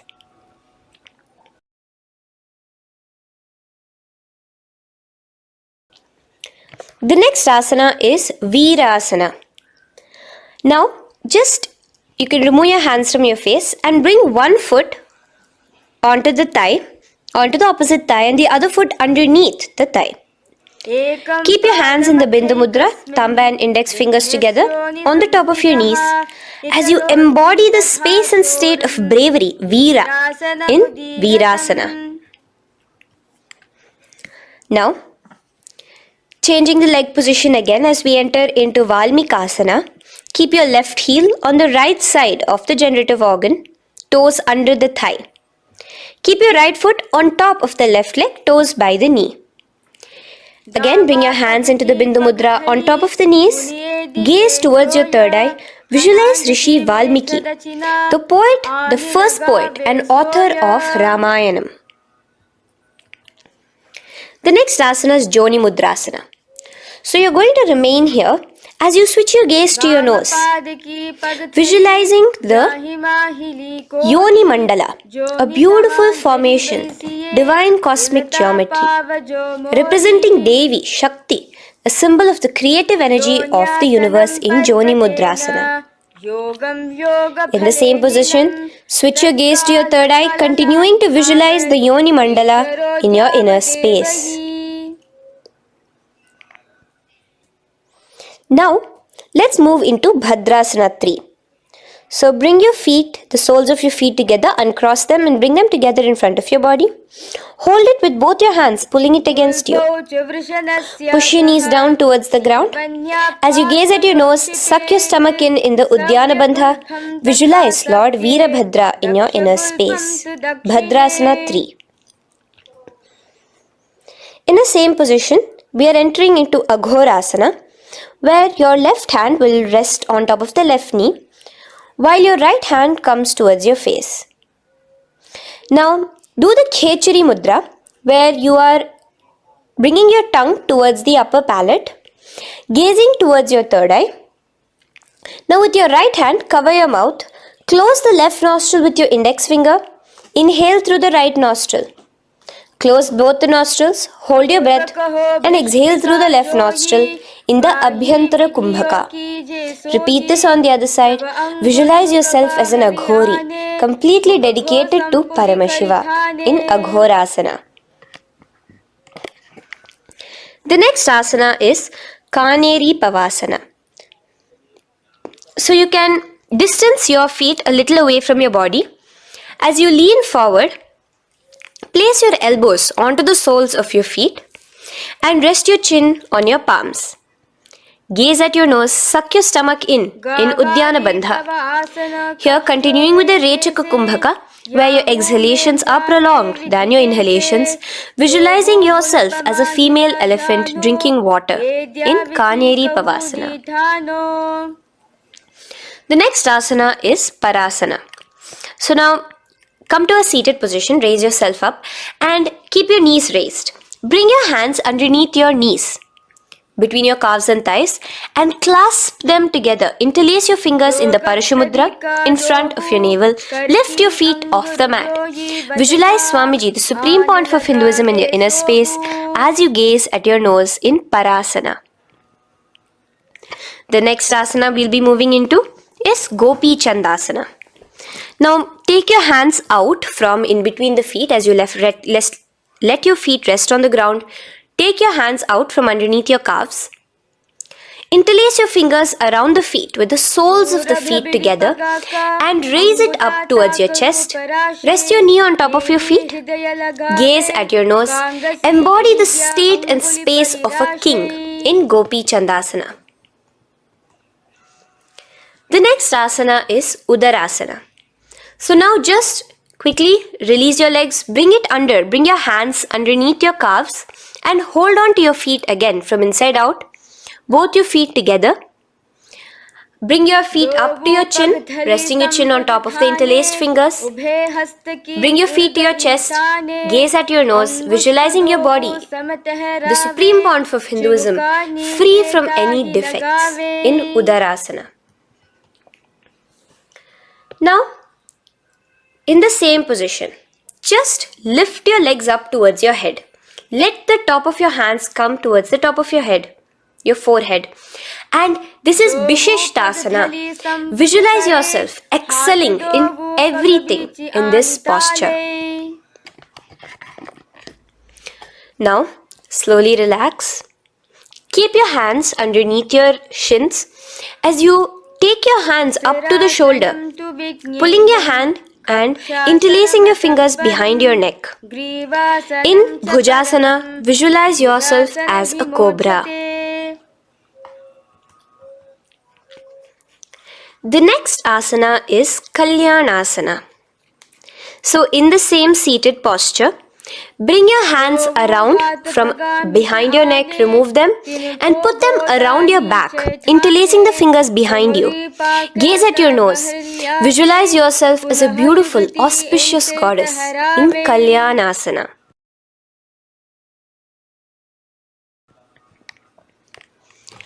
The next posture is Sankatasana. So now, uncross your hands from behind you. Release yourself completely onto the ground. Place your left knee on the mat and the left foot flat. Sit on top of your left foot, knee pointed forward. Raise your right leg on top of the left, bringing the right heel to the left hip. Place your hands on the opposite knees. Here, do the Ujjayi Pranayama. As you inhale and exhale, make the sound of an ocean. Visualize yourself as a swan, a beautiful swan in Sankatasana. The next is Dhenukasana. Just in the same position, slide your left heel to the left hip. Keep your right knee on top of the left. Place both your hands on your right thigh. Visualize a cow in your inner space as you suck your stomach in the Uddiyana Bandha, Dhenukasana. Now slowly uncross your legs as we move into Matsyendrasana. Place the right foot on the left thigh, the left foot on the right knee. Bring your left hand behind your back, hold the right thigh. Twist a little bit. Place your right hand on your left thigh. Twist your body, gaze towards your third eye, visualizing Swamiji in your inner space. The next asana, Matsyendrasana 2, just untwist your body. As you clasp the respective toes of both your feet with your hands, lean forward and down, bringing your forehead to the ground in front of your feet. Visualize Swamiji, the supreme pontiff of Hinduism, in your inner space. Raise up now. Keep your legs in the same position. We have the Guru Asana. Interlace your fingers together and place it over the topmost knee. Suck in your stomach in the Uddiyana Bandha, clench your perineum in the Moola Bandha, tuck your chin to your chest in the Jalandhara Bandha. As you engage all three bandhas, visualize Swamiji in your inner space. Let us now repeat Sankatasana on the other side. So, you can release your hands, your legs as you cross the other leg over. Visualizing yourself as a swan, remember to put your hands on the opposite knees. The next asana, Dhenukasana, repeating it on the other side. Slide your leg out, bring both your hands to the topmost knee. Suck your stomach in the Uddiyana Bandha. Visualize a cow in your inner space. Matsyendrasana again, repeating it on the other side. Bring your legs to the cross-leg position. Twist your body around as you gaze at your third eye, visualizing Swamiji in your inner space. Untwist as we enter into Matsyendrasana 2 on the other side. Hold on to your feet, bring your forehead to the ground, continuing to visualize Swamiji in your inner space. Slowly raise up and let us do Guru Asana on the other side. Engage all the three bandhas in the Mahamudra Bandha. Interlace your fingers, place it on top of your knee. Continue to visualize Swamiji, the supreme pontiff of Hinduism, as we do Guru Asana. Now, slowly uncross your feet and place them flat on the ground, knees towards the chest in Pashasana. Keep your hands holding the opposite knees, thighs together, and keep your spine completely erect. Continue the Khechari Mudra, where your tongue is pressed against the roof of your mouth. As you gaze at your third eye, visualize Swamiji in your inner space. Continue the Ujjayi Kumbhaka. As you breathe in and out, make the sound like an ocean. Now in the same position, just bring your chin towards your knees in Bodha Shokasana. Lean forward, gazing at your nose, and visualize Swamiji, the abode of bliss in your inner space. Now raise up and bring your hands, uncross your hands, bring your hands underneath your knees, clasping the opposite elbows in Kurakatasana. Gaze at your nose, visualizing Swamiji in your inner space. Now, in the same position as Kurakatasana, just cross your ankles into Sumati Asana. Toes pointed upwards. Gaze at the nose. Visualize the great sage and Maharishi Sumati in your inner space. The next asana is Dandasana. Extend your feet out straight in front of you. Keep your arms straight above your head. Interlace the fingers from inside out. Let your wrists point outwards. Engage the Mahamudra Bandha, all the three bandhas. As you gaze at your nose in Dandasana, visualize Swamiji in your inner space. The next is Arambhasana. Now keeping your legs straight, release the Jalandhara Bandha and the Uddiyana Bandha, keeping your perineum clenched in Moola Bandha. Lean forward and down. Hold your big toes in the Prana Mudra with your index and middle fingers. Head to your knees. Do here the Nadi Shodhana Pranayama. Inhale through the left nostril, hold and exhale through the right. Visualize Swamiji in your inner space. The next is Bhidokasana. So, slightly raise your body up and bring your hands underneath your knees, extending your knees slightly up. Keep your heels a bit apart from each other and clasp your feet. Bring your shoulders down, wrapping your hands around your legs. Gaze towards your third eye, visualizing Swamiji in your inner space. So from here, let's enter into Jalandhari Pavasana. So you can actually remain in the same position with your hands underneath your calves and just bring the soles of your feet together. You might want to bring your body closer. Place your head on top of your feet with the palms facing upwards on the ground. Gaze at your nose. Visualize Swamiji in your inner space. Now slowly bring your hands out from underneath and come to a seated position. Stretch your legs out as we enter into Urdhva Paschimottanasana. Here we have a new Kumbhaka, the Pratyahara Kumbhaka, where you will feel your breath coming from your Mooladhara Chakra up to the Brahmarandra above the Sahasrara. This is the Pratyahara Kumbhaka. In Urdhva Paschimottanasana, extend your legs out, lift one foot behind your neck and lean forward and down towards your foot, visualizing Swamiji in your inner space. Now, slowly, keeping your leg behind your neck, lay onto your back as we enter into Anantasana. Hold the foot from the top with the opposite hand. Visualize yourself as infinite, endless, eternal. Gaze at your nose in Anantasana. Just now, in the same position, roll onto your elbow of the hand holding the foot. Gaze at your nose, feeling in complete control like Swamiji in Ankushasana. Slowly remove the leg from behind your neck. Take a moment to stretch, relax. Lay on your back. Bring your knees towards your chest. Bring your hands around, encircling the thighs and the calves with your arms. Roll to the left and right in Drishasana, visualizing Swamiji in your inner space. The next asana is Urdhva Paschimottanasana. On the other side, let us repeat it. Raise up to a sitting position and bring the other foot behind your neck. Lean forward and down, clasping your foot. Repeating Anantasana on the other side, lay on your back, bring the opposite hand to the foot, gaze at your nose, and continuing to gaze at your nose, roll onto the elbow as we repeat Ankushasana on the other side.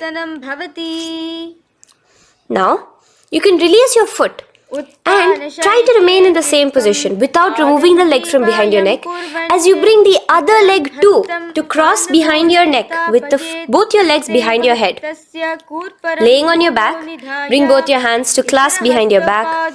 Gaze to your nose, visualizing Swamiji in your inner space in Yoga Nidrasana. As we enter into Atmaramasana, in the same position you can uncross your hands from behind your back. Bring it up, continuing to keep it underneath the legs. Just clasp it behind your neck. So you can bring your legs out from behind your neck. Just let your hands interlace behind your neck, gazing to your nose, visualizing the Atma Rama, Bhagavan Mahavishnu within you as your soul blessing you, as you gaze at your nose in Atma Ramasana. Now, you can release your hands and legs. Continue to lay on your back as we enter into Kochikasana. Bring your knees to your chest with the soles facing upwards. Extend your arms sideways as you gaze towards your third eye, visualizing Swamiji in your inner space. Now, from Kochikasana, keep your arms reached out to the sides at shoulder level. As we enter into Jatara Parivritti 1, keep one knee bent, twist it and bring it to the ground on the opposite side with the other leg extended straight. In Jatara Parivritti 2, keep both the knees bent to one side. And in Jatara Parivritti 3, keep both the legs straight to one side. Throughout this, keep your head looking in the opposite direction. And let us repeat this on the other side. You can bring your knees back to your chest. Let your legs out, go to the other side and do Jatara Parivritti 1, 2 and 3. The next asana is Dvipada Pitham. So now, from Jatara Parivritti, you can bring your feet down, lay on your back with your knees pointed upwards, feet flat on the ground. Extend your hands, holding your ankles.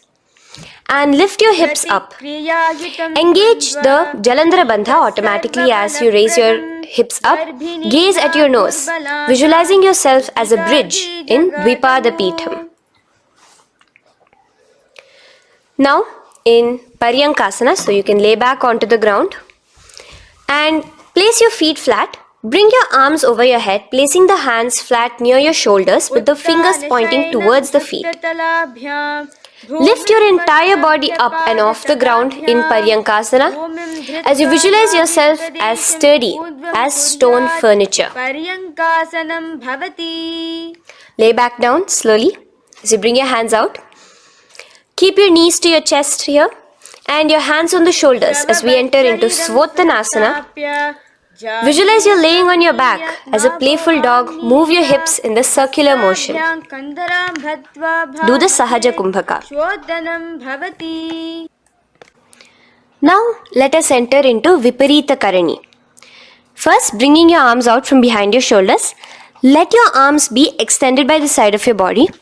Use the strength of your arms, palms flat on the ground, to push your body, your upper body, your lower body off the mat. And keep your legs straight above you, extended. Move your legs around and around in Viparita Karani. Automatically the Jalandhara Bandha is engaged. Breathing during the Jalandhara Bandha is the Murcha Kumbhaka. Visualize Swamiji in your inner space. The next is Viparita Karani 2. In the same position, just stop the rotational movement of your legs. Visualize Swamiji in your inner space. Now, as we enter into Langalasana, just let your feet from the top rest onto the ground above your head. Interlace your fingers in the Parashu Mudra behind your body. Visualize yourself as a plow in Langalasana, continuing to engage the Jalandhara Bandha.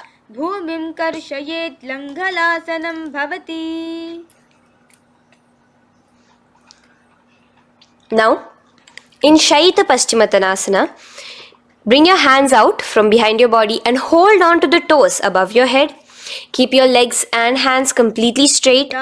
Visualize Paramashiva as Shaita Paschimottanasana is one of the 84 different asanas directly revealed by Paramashiva himself. Continue to do the Murcha Kumbhaka, inhaling and exhaling with the Jalandhara Bandha. Clasping your toes now, spread your feet wide apart from each other in Supta Konasana. Visualize Swamiji in your inner space. Bring your feet back together as we enter into Chakrasana. Clasp your ankles, keeping your legs and hands completely straight above your head. Visualize yourself as a chakra, a wheel in Chakorasana. Now slowly rest your back onto the ground. Keep your legs raised up in Supta Prasarita Padangushtasana. Clasp the respective toes in the Prana Mudra with your index and middle fingers and spread your legs out wide apart from each other.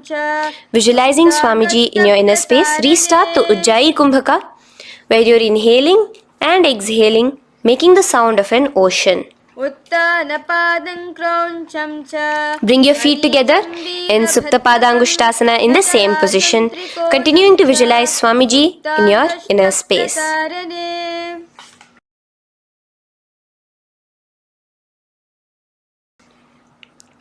Now, bring your feet, release your feet and bring them into Padmasana. As you lay flat on your back in Matsyasana, hold the opposite elbows over your head, gazing at your nose. Visualize Matsya Avatara, the fish form of Bhagavan Mahavishnu. Now in the same position, put one hand over the other, extend it straight above your head. As you visualize Lord Rama in your inner space, continue to gaze at your nose. Now, slowly bring your hands to your hips as we enter into Sarvangasana. Lift your hips and legs up into the sky, crossing your legs in Padmasana. Let your hands support you, your elbows on the floor. Do the Jalandhara Bandha as you gaze at your nose in Sarvangasana. Now, bring your hips back onto the ground in Vrishchikasana. So, in the Padmasana, just remove one foot alone. Keep one foot on the opposite knee as you pull the knee towards your face. Let your hands stretch out above your head, hooking forward as you raise your upper back off the ground, visualizing yourself as a scorpion in Vrishchikasana, gazing at your third eye. Do the Jalandhara Bandha, tucking in your chin to the chest. Now just switch your legs around as we repeat Vrishchikasana on the other side. Continuing to visualize yourself as a scorpion, gaze at your third eye. The next asana is Vrishapada Kshepasana. So come now to a complete flat position on your mat. Come down to a complete lying down position and interlace your fingers around your neck. Now raise both your feet off the ground. Extend one leg straight and the other knee to the chest in a bicycle motion. Alternate between extending and raising the knee again and again, bringing your opposite elbows to the respective knees. Visualize Swamiji in your inner space. Breathe in and out in the Sahaja. From Vrishapada Kshepasana, now lay flat onto the ground with your hands by your side as we enter into Marottanasana, where you will be lifting your legs one by one, touching the ears with your knees. Visualize Swamiji in your inner space. The next asana is Vrikasana. Now what you'll be doing is laying on your back. Bring the soles of your feet flat onto the ground. Stand up completely and lay back down. Visualize yourself as a wolf in Vrikasana.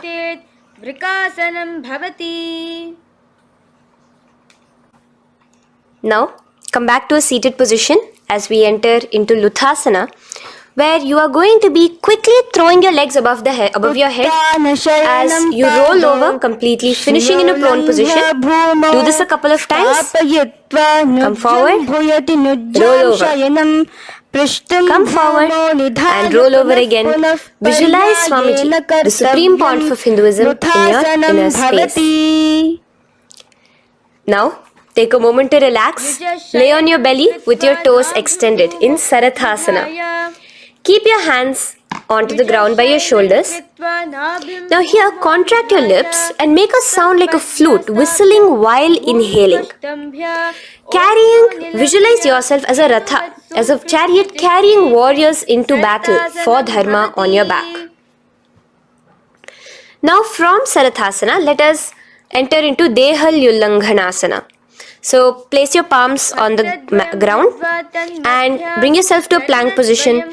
Jump your leg forward and back between your arms, visualizing Swamiji in your inner space.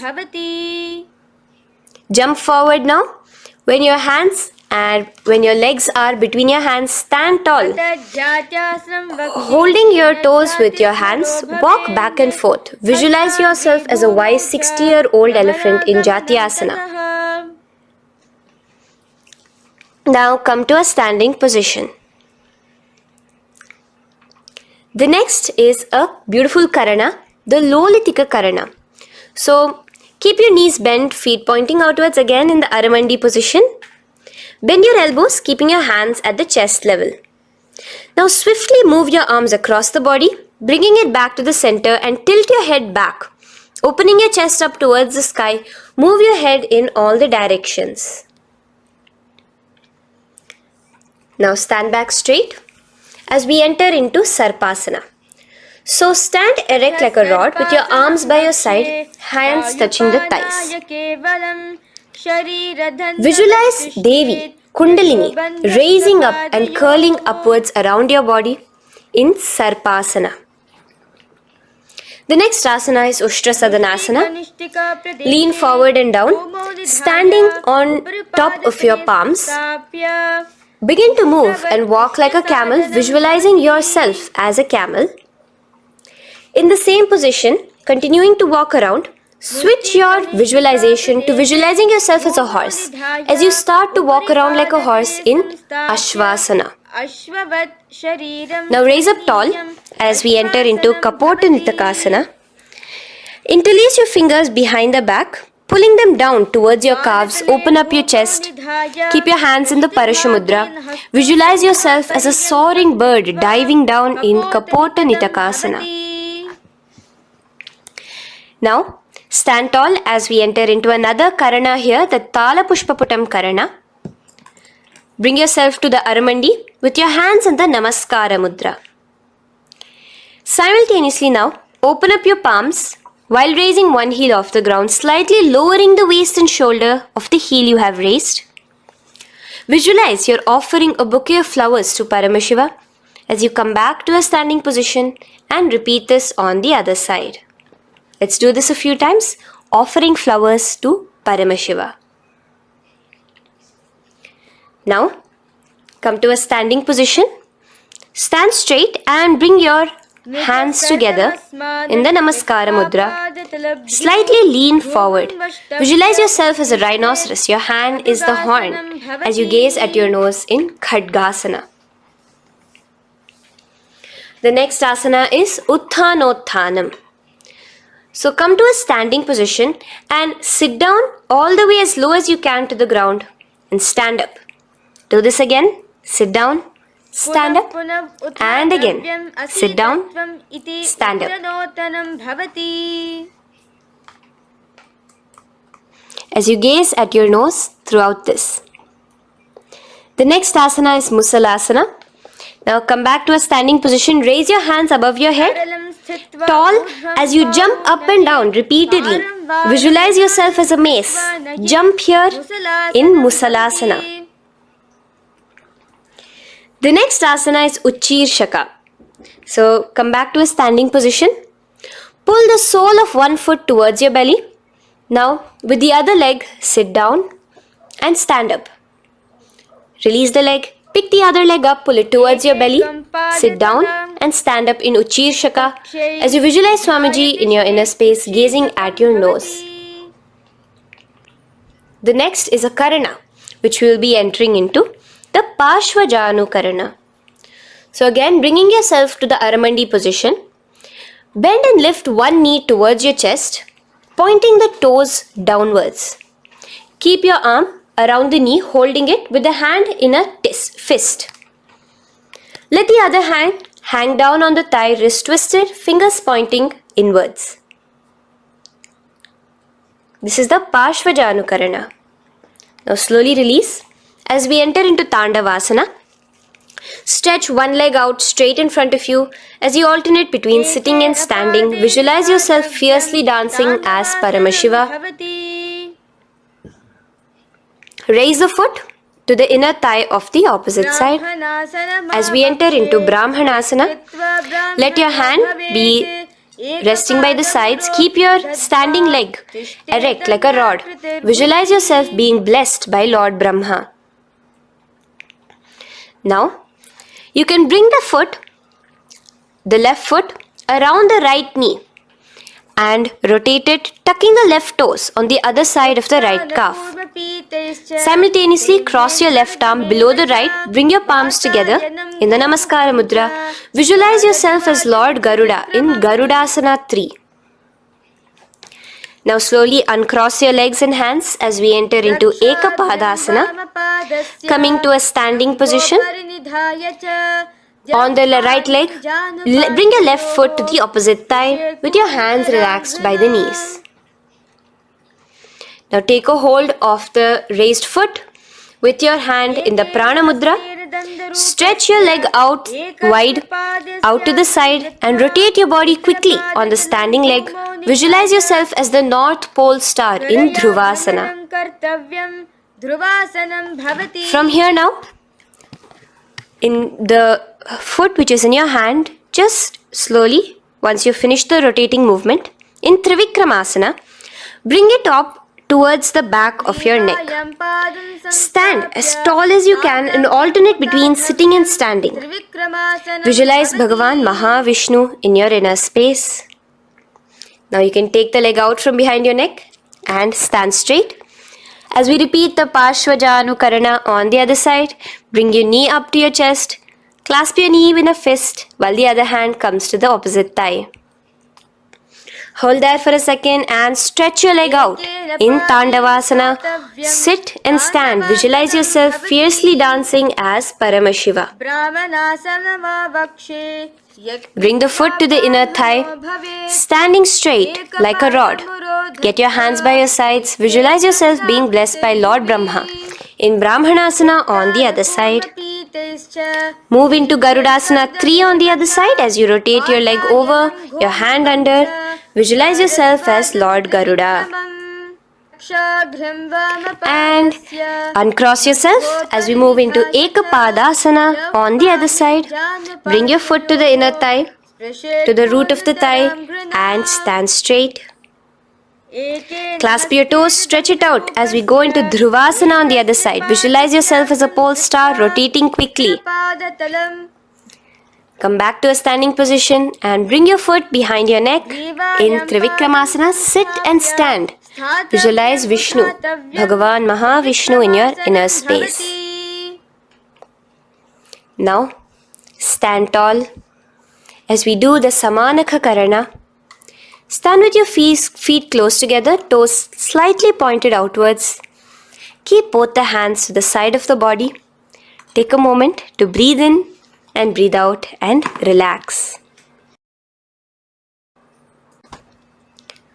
Now, slowly relax and from the standing position, slowly bend forward, bringing both your hands underneath your knees. Now once you have squatted down fully, interlace the fingers together in the Parashamudra. Bring that interlaced fingers in front of your navel. In Gorakanjali Asana, visualize the great sage Goraknatha, the founder of the Natha Yoga Hindu Sampradaya. As you do the Jiva Chala Kumbhaka, engage the Moola Bandha. The next asana is Kanchyasana. So now just slowly unwind your hands from each other, from your navel, and now bring your hands from the opposite side inwards underneath your calves and wrap your hands around your back. Hold them together in the Parashamudra. Keep your body, your upper body, upright, visualizing the supreme pontiff of Hinduism in your inner space. The next is Bhairu Asana. So slowly unclench your hands and bring them out from underneath your legs. Keep your feet and knees together and in a squatting position, bring your hands behind your back, clasping them together, remaining in the Parashamudra. As you gaze at your navel center, visualize Bhagavan Kala Bhairava, the Lord of Time, in your inner space. The next asana is Varahasana. Now to gain your balance, you can lightly spread your legs apart and bring your hands to the back of behind you in the Anjali Mudra, palms together. Visualize a boar, one of the 10 incarnations, the Varaha Avatara of Mahavishnu, gazing at your nose. Now slowly relax, bring your hands out from behind you as we move into Pripithasana. With your hands in the Prana Mudra, with your index and middle fingers, clasp the respective big toes and come to a half squatting position where your hips are at your knee level. Visualize Swamiji in your inner space as you do this asana, Pripithasana. Slowly let go of your feet and place your palms flat on the ground in front of you with the fingers wide for balance. We're going to be balancing here in Bakasana. Place your knees on the back of your arms. Focus your eyes on one spot as you raise your feet off the ground, balancing here. Visualize yourself as a crow. The next asana is Shushtanga Kapali Asana. So now come to a kneeling position. So from there itself, you can directly put your head onto the ground, or else come to a kneeling position and place your head onto the ground. Palms spread for support. Raise your body onto your head, bringing your legs into the Padmasana. Gaze at your nose. Visualize Swamiji himself in your inner space. Come down now, uncrossing your legs as you come down. Sit onto your knees, keeping the toes flat. Now, let your heels come outside of the hips Keep your hands on your knees in Guptasana, sit straight. Keep your gaze on your nose. Visualize you're sitting in the sacred secret seat with Paramashiva and your Guru, Swamiji himself. Now we are going to be kicking up into a handstand. So get ready, place your palms on the ground, fingers wide for support. Do take support of a wall if you need it. And lift your body up straight above your hands. Visualize you are a tree in Vrikshasana 2 with deep roots into the ground. Breathe in and breathe out slowly. In the same position as we move into Shibhu Asana, switch your gaze to the third eye. Hold it there for a few seconds and relax. Bring your feet back to the ground. Now lay flat onto the ground in a plank position and slowly lower your body towards the ground and push yourself up again. In Matsyasana 2, go down and come up, visualizing yourself as a fish. The next asana is Sarpasana 2. So here you're going to lay prone, completely flat now. You can lower yourself to the ground. Bring your hands to the hips. Extend your legs together and point your toes backwards. Lift your chest up and move left to right. You're moving like a snake while visualizing yourself as a snake in Sarpasana 2. Relax slowly, bringing your chest back to the ground. Now, keep your feet together, pointing backwards. As you bring your elbows onto the ground, rest your upper body on your elbows. Bring your hands together in the Padma Mudra with your little fingers and thumbs together and rest your chin on your hands. Niralambanasana, where feeling yourself completely supported, knowing that Swamiji is there in your life. Now, slowly relax, place your palms on the ground beside your chest and push yourself up, your hands straight up completely. As you bend your knees, bringing your feet to touch the top of your head. Lean your neck back, touching your head with your tip of your toes. See yourself, visualize yourself as an umbrella, protecting your Guru from the sun's rays in Chhatrasana. Slowly relax, you can bring your feet down. As we move into Vajrasana, just push your body back and sit on top of your knees, with the heels flat on the ground. Now stretch your arms in front of you with the palms facing downwards. Place your forehead on the mat. Visualize you are the weapon of Indra, the Vajra, symbolizing indestructibility as you gaze at your nose. As we enter into Meshasana, raise yourself into the same Gajasana position on your hands and legs with your hips pointed upwards and alternate striking the ground with the opposite hands. Experience yourself, visualize yourself as a powerful ram as you alternate striking the ground in Meshasana. Now stop striking the ground, bring your palms down again. As we move into Ajasana, kick your legs off the ground and lower your forehead to the mat. Let's do it again. Kick your legs off the mat. Lower your forehead to the ground.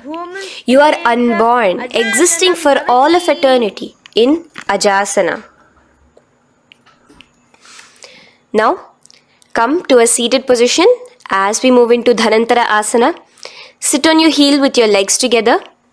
Pull your toes underneath you. As you bring your hands top of the knees, gaze at your nose, visualize Swamiji in your inner space. Here, do the Ujjayi Pranayama, inhaling and exhaling like an ocean, Dhanantara Asana. From Dhanantara Asana, now interlace your fingers in front of you and then behind you. Stretch your arms towards all the sides, backwards, forwards. Giving a massage to the various different joints and muscles in your body. Lean forward, get up again. Continuing to visualize Swamiji in your inner space. Relax your hands and now take your respective heels and point them outwards, outside the side of your hips. Keep your hands on your knees with your thighs and knees resting on the ground, spine straight. Visualize yourself as Lord Garuda in Garudasana 4. You have Mahavishnu and Mahalakshmi on your back as you are flying. The next asana is Ananda Mandirasana. Now you can continue to remain in the same position. You can bring your feet pointing inwards. Use your hands to clasp underneath your ankle. Make sure your knees are spread out wide. Gaze at the third eye. Visualize residing in the blissful space of a temple. You are in a temple in Ananda Mandirasana. Now, as we move into Mandukasana, keep your knees wide and sit on top of your ankles. Your hands underneath your knees. Gaze to your nose. Visualize yourself as a frog. Suck in your stomach in the Uddiyana Bandha. And remember to do the Manduki Mudra, your tongue, your frog-like tongue, catching the nectar dripping from the Sahasrara Chakra in Mandukasana 2. Now, as we move into Narasimhasana, tuck your toes in and sit on top of the heels. Place your palms on the ground, spread your fingers wide and spread your knees apart onto the ground too. Gaze towards your nose, stick out your tongue and exhale forcefully, visualizing the Narasimha Avatara, the form of Mahavishnu as a half lion and half man. Now just raise up, bring your hands off the ground. Here we'll be doing a new pranayama, which is the Bhishraka pranayama, as we enter into Bhishrakasana. So continue to keep your knees and feet on the floor. As you bring your hand up to your face, make a hollow of your palms and place it over the mouth. Keep your thumbs under your teeth and close your lips. Gaze to your nose. Inhale through your left nostril, exhaling through the mouth. Gaze at your nose again.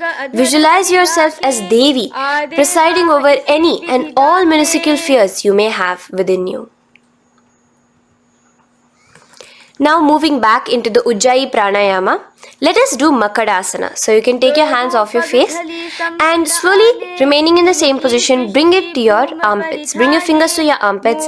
Imitate as if a monkey is scratching.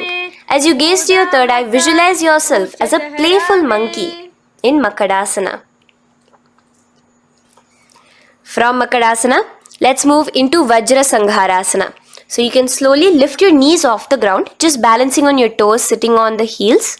Bring your hands behind your back and clasp the opposite elbows. Gaze to your nose, embody a diamond. Visualize yourself as a diamond-like strength for yourself and your Sangha. The next asana is Khanjanasana. So now you can uncross your hands. Rest on top of the heels with your knees on the ground. Keep the toes down, ankles crossed behind. Place your palms on the mat to your side. Suck your stomach in the Uddiyana Bandha as you gaze at your nose in Khanjanasana. Now, you can uncross your ankles and just sit with your toes flat. Keep your knees wide on the floor. Rest your hands on the knees. Just relax the Uddiyana Bandha, just sucking in your perineum in the Mula Bandha. Gaze at your nose, visualize yourself as a turtle with a stable body and mind to live for hundreds of years. And without changing anything in your physical posture, just visualize yourself uniting with Swamiji himself in Yogasana. Now, raise up onto your knees, cross your ankles behind your back until the feet are coming towards the opposite knees. Now, bring your hands behind you and hold on to the calves with the fingers inside, the thumbs outside. Gaze at the third eye as you visualize yourself in a space of oneness with Paramashiva himself as Swamiji.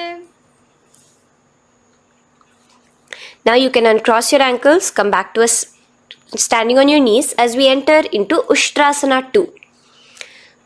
So now, in a kneeling position, bend backward, hold your ankles with your hands. Keep your arms straight. As you push your hips forward and tilt your head backwards, visualize yourself as a camel in Ushtrasana 2. Slowly, in the same position, lower yourself onto your back. in Jatyasana 2. As you are lowering yourself, experience yourself as a blooming lotus.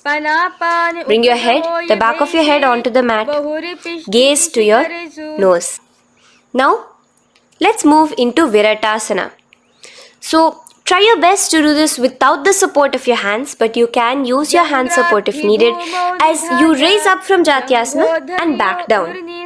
Raise up and go back down as you gaze at your nose. Raise up and go back down. Visualize Swamiji in your inner space. Now from Viratasana, raise your hips up higher, bringing your forearms onto the mat behind you in a short back bend posture. Hold the back of your heels in Kapotasana. Visualize yourself as a beautiful dove, a Kapota, in your inner. As we move on from Kapotasana into Varasana. So stand upright on your knees with the toes tucked. Hold your arms with the opposite hands. Gaze at your nose. This is the boon fulfilling posture. Visualize your boon becoming a reality directly from Paramashiva himself in Varasana. Now, keeping your knees together, toes tucked, just lean forward, bringing your head onto the mat, holding your head with your hands. Visualize yourself as a boar, as the Varaha avatar of Bhagavan Mahavishnu in Varaha Asana 2. Now, just kick your legs off the ground as we enter into Mundasana. Raise yourself up into a headstand posture, visualizing yourself as a lopped tree. Gaze at your nose.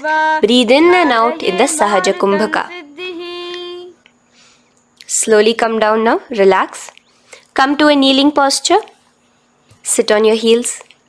Bring your head down beside your knees, your elbows adjacent to the knees, your hands holding your head. Exhale through your mouth as you gaze at your nose, visualizing Swamiji in your inner space in Andhasana. Now from here, push yourself off the mat as you come lying prone on your belly. Let your arms be extended straight out and together lift your thighs, arms and chest off the ground, stretching your body, balancing there. Visualize yourself as a locust in Viparita Shalabhasana. The next asana is Kapalasana. So slowly lower yourself back to the ground. Now laying on your belly, bring your arms to your side, palms downwards. Keep your forehead on the ground and your chest on the mat. Only lift your legs up into the air. Only your legs are lifting up. Visualize yourself as a skull. You are a mind with purified thoughts, a strong will to attain enlightenment in Kapalasana. The next asana is Akasha Kapotasana.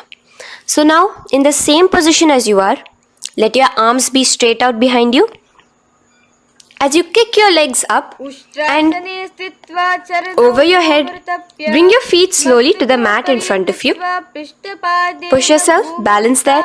Visualize yourself as a free and open flying dove in Akasha Kapotasana. Bring your legs back out as you lay flat on the mat. Now push yourself onto your knees. Place your forearms on the ground and your chest down such that your navel is touching your knees. Be sturdy, visualizing yourself as a sparrow in Chatakasana. The next asana is Vrishchikasana 2. So your forearms are on the ground. Now slowly raise to your toes and kick your legs off the mat. Slowly lowering your legs to your head. Visualize yourself as a scorpion as you balance in Vrishchikasana 2. Slowly release yourself, coming back to the ground as we enter into Vrishasana. Sit down on top of your right heel and let your left foot remain outside of the hip, the ankle to the side. Place your hands on the mat, visualizing yourself as a bull in Vrishasana.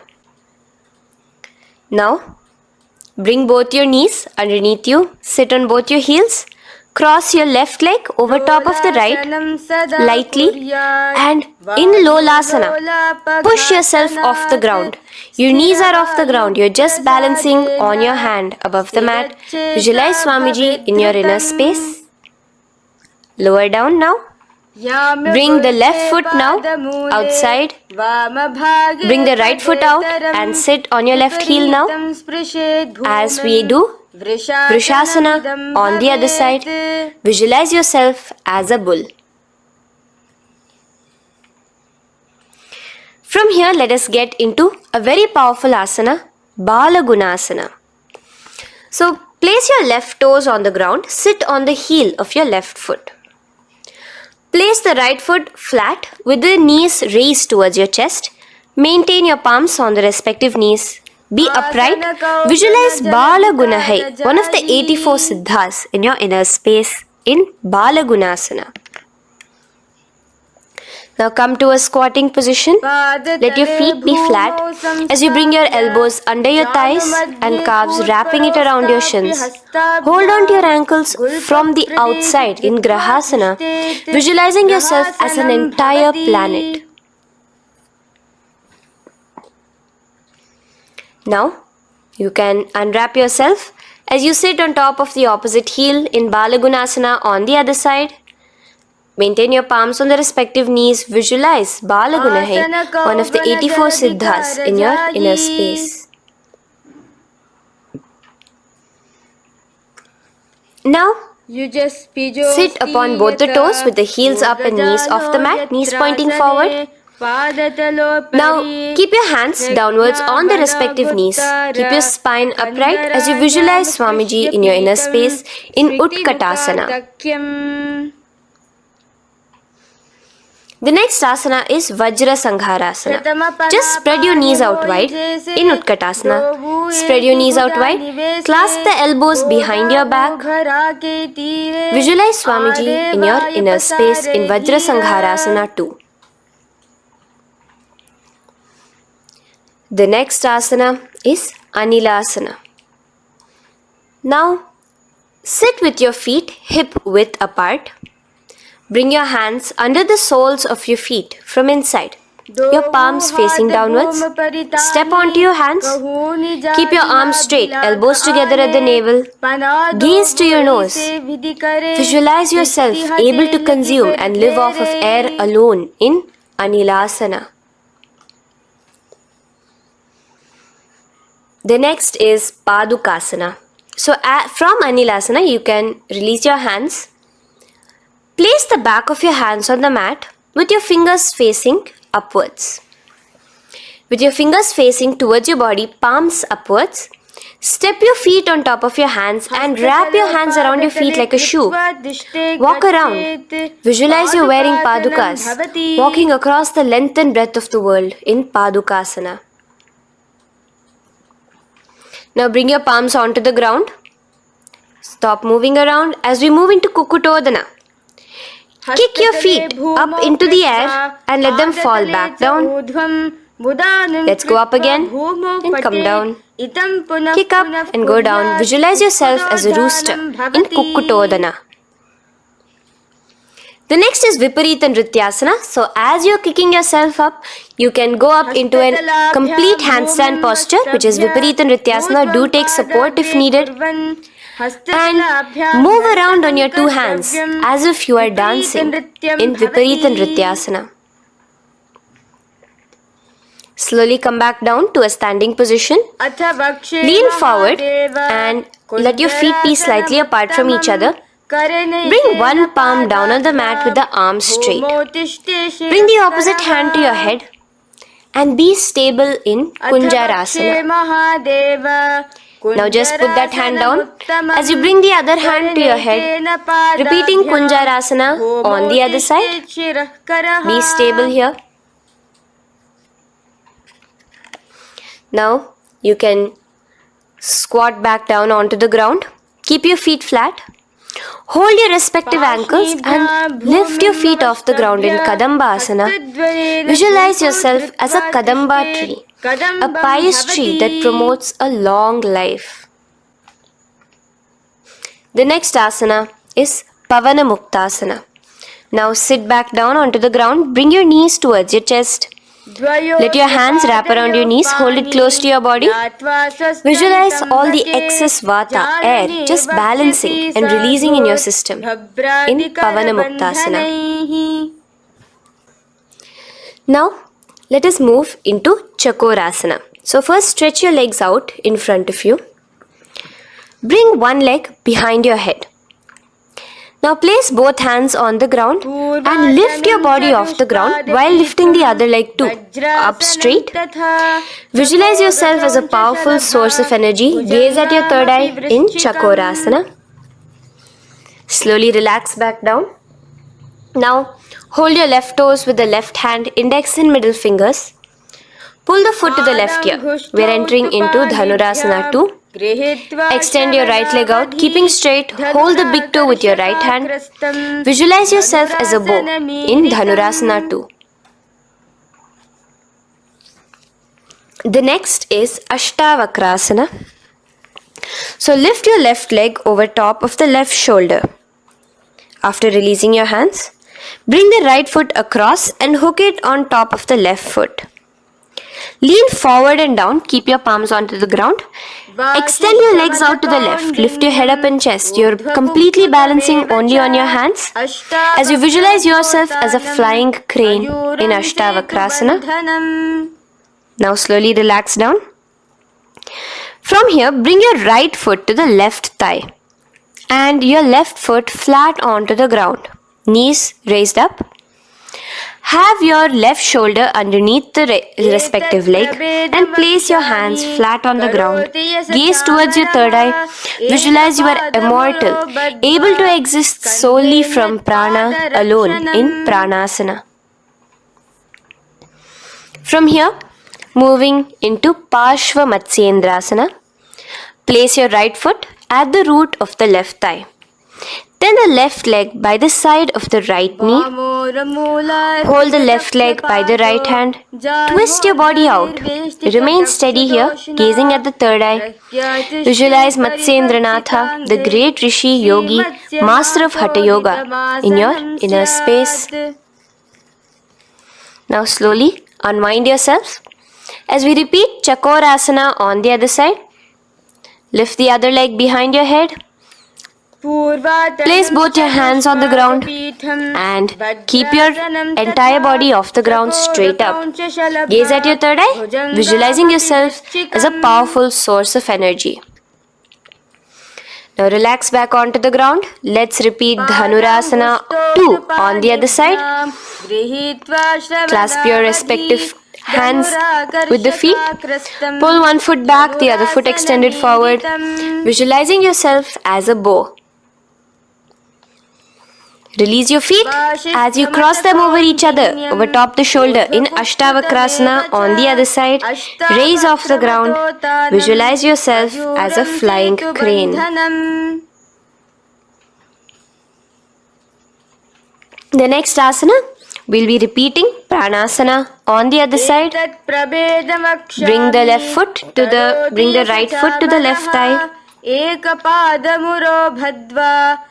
Bring your hands onto the ground with the knee raised. Gaze at your third eye, visualizing yourself able to live off just prana, just air alone. And relax as we do Parshva Matsyendrasana on the other side. Twist yourself, visualizing Matsyendranatha, gaze towards your third eye. And from there, let us enter into Ardha Paschimottanasana. Keep one leg straight and press your perineum with the other heel. Bring your chest forward and down. Hold your toes and feet and bring your head towards your knees. Here in Ardha Paschimottanasana, visualize Swamiji in your inner space. Now raise up, and the foot which was at the inner thigh, now rotate it outside of the hip. Now hold the sole of your other foot and lift your leg up towards your forehead. Try to bring your knee to your forehead as you keep your knee straight. Gaze to the nose in Kraunchasana. Visualize yourself as a crane. Now slowly relax down your leg. Now the leg that is now straight, you can bring it to the inner thigh as you straighten out the other leg. As we repeat, Ardha Paschimottanasana on the other side. Lean forward and down, clasping your foot. Bring your forehead to your knee. Visualize Swamiji in your inner space. Slowly raise up. Place your right ankle outside of the hip now. Hold the sole of the left foot, lifting the leg up towards your forehead. Stretch yourself there. Gaze at the tip of your nose. Visualize yourself as a crane in Kraunchasana on the other side. Now, from here, bring the soles between the thighs and calves. So once you have relaxed yourself, bring your soles between the thighs and calves. Keep your spine straight, palms resting on your knees. Visualize a swastika, embodying peace, well-being, good fortune and prosperity as you gaze at your nose in swastikasana. Now without changing anything about your position, just take your hands alone. Cover the respective heels with your hands in Gorakshasana as you tuck your chin to your chest in Jalandhara Bandha. Gaze at your nose. Visualize the great Rishi Gorakhnatha, the founder of the Natha Yoga Hindu order. Now release the Jalandhara Bandha. Continue to keep the Mula Bandha engaged throughout the whole sequence. As you raise one foot to the opposite thigh, bring your hands to your face in the Shanmukhi Mudra, closing your eyes with your index finger, nose with the middle finger, ears with the thumbs. Gaze at your third eye as you meditate on Swamiji himself, the Supreme Pontiff of Hinduism. Now release the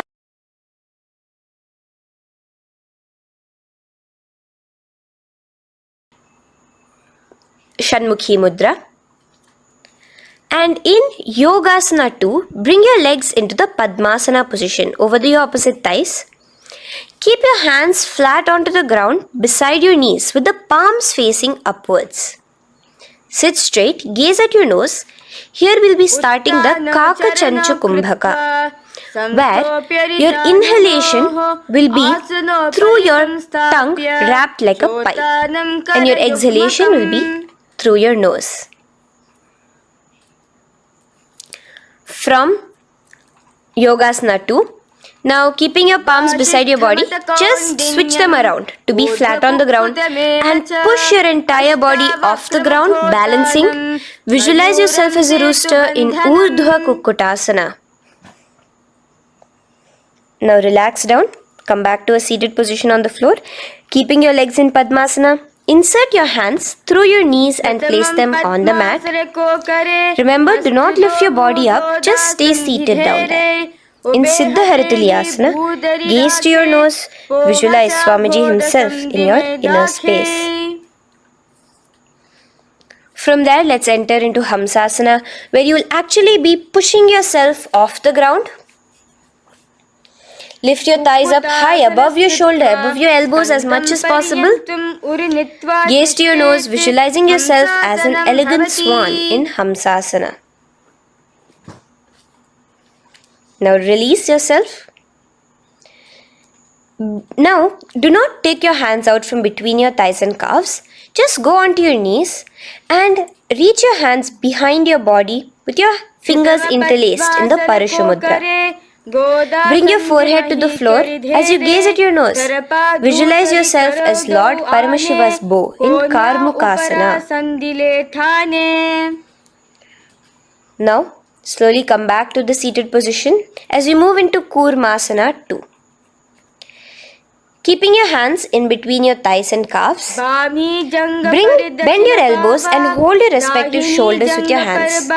Visualize yourself as a turtle, a stable body and mind to live for hundreds of years. Now in the same position, just engage the Jalandhara Bandha, tucking your chin to your chest as we move into Granthi Bhedasana, gazing at your nose. Rejoice, knowing you are in Paramashiva's secret knot posture. And from there, release the Jalandhara Bandha as you roll onto your back. Keep your hands on the shoulders, laying flat on your back. As you visualize yourself as a turtle on its back, playful, gaze at your nose in Uttana Kurmasana. Now rock yourself back to a seated position as we do Pangu Kukkutasana. Now it's the same as your hands between your thighs and the calves, except you will be placing one hand flat on the mat. Hold the wrist with the other hand. Lift your body up and holding only on one hand. Visualize yourself as a rooster in Pangu Kukkutasana. Now release back to the ground. Hold. Let's do Pangu Kukkutasana on the other side. Place the other palm flat and bring the other hand holding the wrist. Push yourself off the ground. Visualize yourself as a rooster. Continue the Kakachanchu Kumbhaka, sucking in your breath through your curled tongue and exhaling through your nose. As you slowly extricate your hands from between your thighs and calves, let's do Girdharasana here. So now, interlace your fingers in the Parashamudra as you place your elbows on the feet, remaining your legs in Padmasana. Lean forward and down, resting your chin on your knuckles. Place your thumbs to your throat in Girdharasana. Visualize Swamiji in your inner space. From there now, sit straight into Padmasana 3. So with your legs in Padmasana, bring one hand over the other near your navel center. Engage all the three bandhas, suck in your stomach, clench your perineum, tuck your chin to your chest and gaze at your nose in Padmasana 3.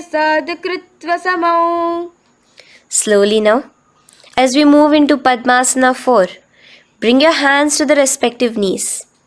Release the Jalandhara Bandha and release the Uddiyana Bandha, just engaging the Moola Bandha alone.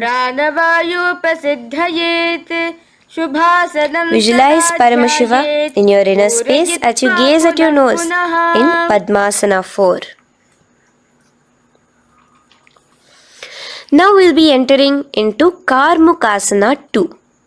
So in the Padmasana position, hook your right hand index and middle finger in the Prana Mudra around the toe. Pull it back while your left hand rests on the knee. Now, as you visualize yourself as Paramashiva's bow, just release your right foot, bring your left hand to the left toe, right toe, and let your right hand be on the right knee. Now from here, let's do Karmukasana 3. So you can release your toes, cross your hands behind your back, continue to keep your legs in Padmasana, and with your respective hands, cross behind your back. Hold on to the toes in the Prana Mudra. Engage all the three bandhas, suck in your stomach, clench your perineum, tuck your chin to your chest. Visualize yourself as Paramashiva's bow in Karmukasana 3. Slowly relax the bandhas, just keeping the Moola Bandha. Continue to hold on to your toes. Release the Uddiyana Bandha and the Jalandhara Bandha. Switch your gaze to the third eye. Visualize you are Paramashiva's third eye itself. Anything you come across, you just rejuvenate it, destroy it in Dridhasana. Now, try to keep your hands at the toes. If not, just keep your hands crossed behind you as you lean onto your back in Padmasana, where you are entering into the Nagrasana position. Lay flat onto the back, visualizing yourself as a snake, gaze at your nose in Nagrasana. Do the Sahaja Kumbhaka, simple breathing, inhaling and exhaling.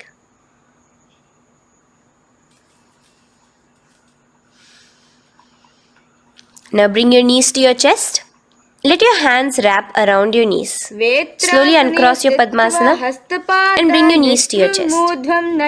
Bring your hands to the Parashamudra, the fingers interlocked on top of your knees. As you pull your chin up to your knees, visualize yourself as a ball in Kandukasana. Now relax. Bring your feet onto the ground. the knees pointed upwards in Urdhva Pavanasana. As you interlace your fingers, bring the interlaced fingers behind your head. Laying down, gaze at your nose in Urdhva Pavanasana. The next asana is Marakata Peethasana. Now, from behind your head, take your hands out and clasp onto your feet. Just step lightly onto your palms. As you push your hips up into the sky, automatically engaging the Jalandhara Bandha. Visualize yourself as a powerful alpha ape in Marakata Peethasana.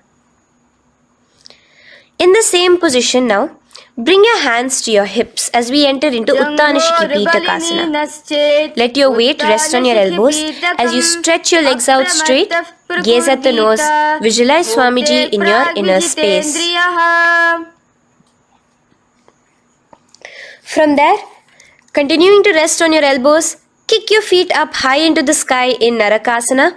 Stretch your palms out behind you, flat on the ground. Balance there. Visualize yourself blissfully traveling through hell unscathed in Narakasana. Bring your hands to your hips now as we move into Tiryanavkasana. Angling your legs down at an angle, visualize yourself as a boat crossing the ocean of samsara in Tiryanavkasana. Now from there, come back straight as we enter into Dhwajasana. Keep your legs up high above your body, your hands stretched out down behind you. As you push yourself up, visualize where KAILASA's flag respected across all nations in Dhwajasana. Hold there for a few seconds and relax now. Flat onto the ground, palms slightly away from your body. Do not move at all in Mritasana. Your body is dead. Visualize that.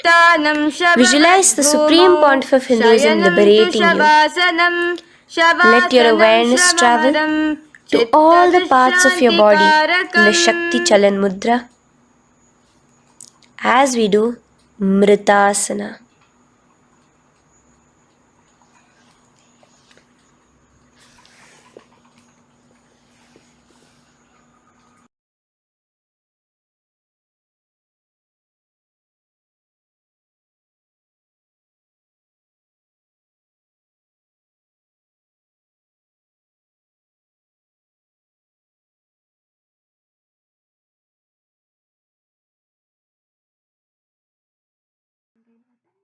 Om Purnamadah Purnamidam Purnat Purnamudachyate Purnasya Purnamadaya Purnamevavashishyate Om Shanti Shanti Shantihi Harihi Om Tat Sat Sarvam Bhagavat Shri Nithyananda Paramashiva Padukarpanamastu Om Nithyanandam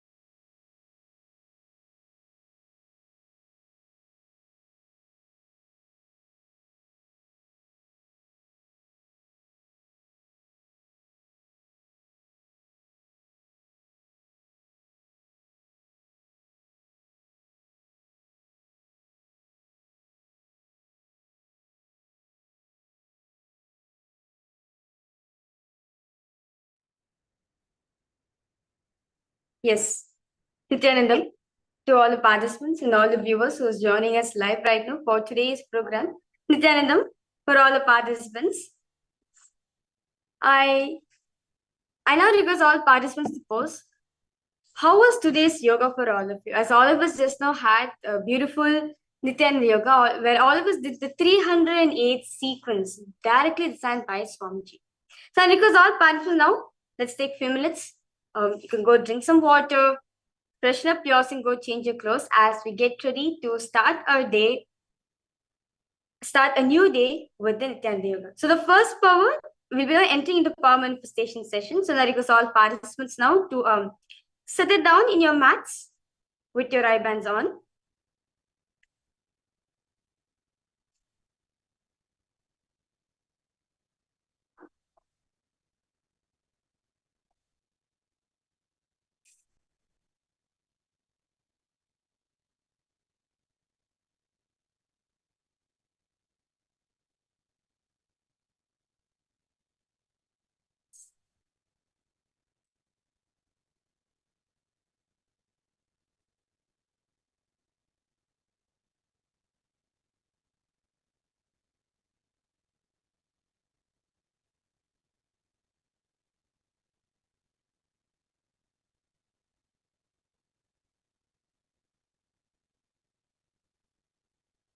So now, as all of us just know did the Nityananda Yoga, understand Swamiji says very beautifully.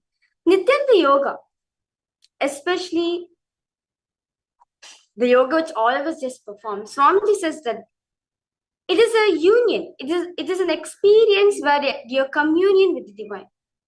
It's an act where you are experiencing oneness with the divine.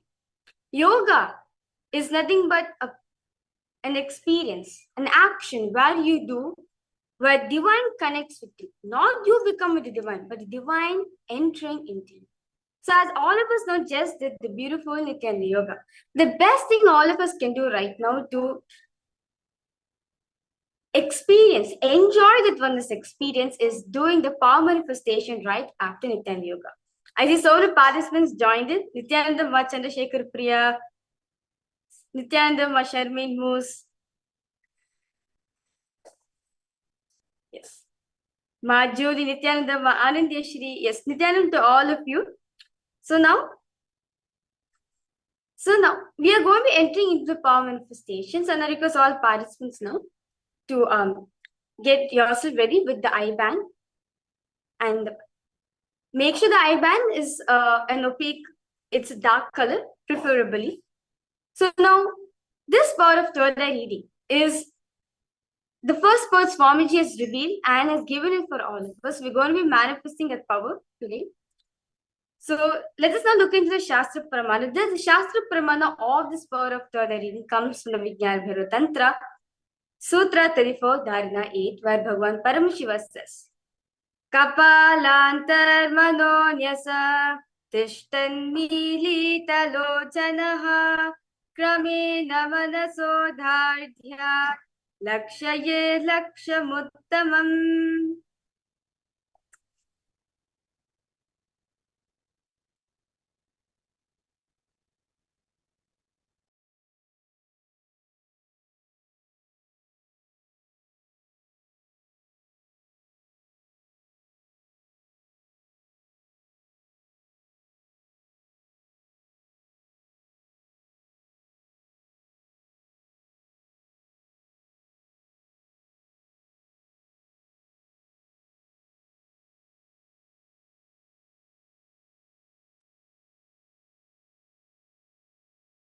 Yes.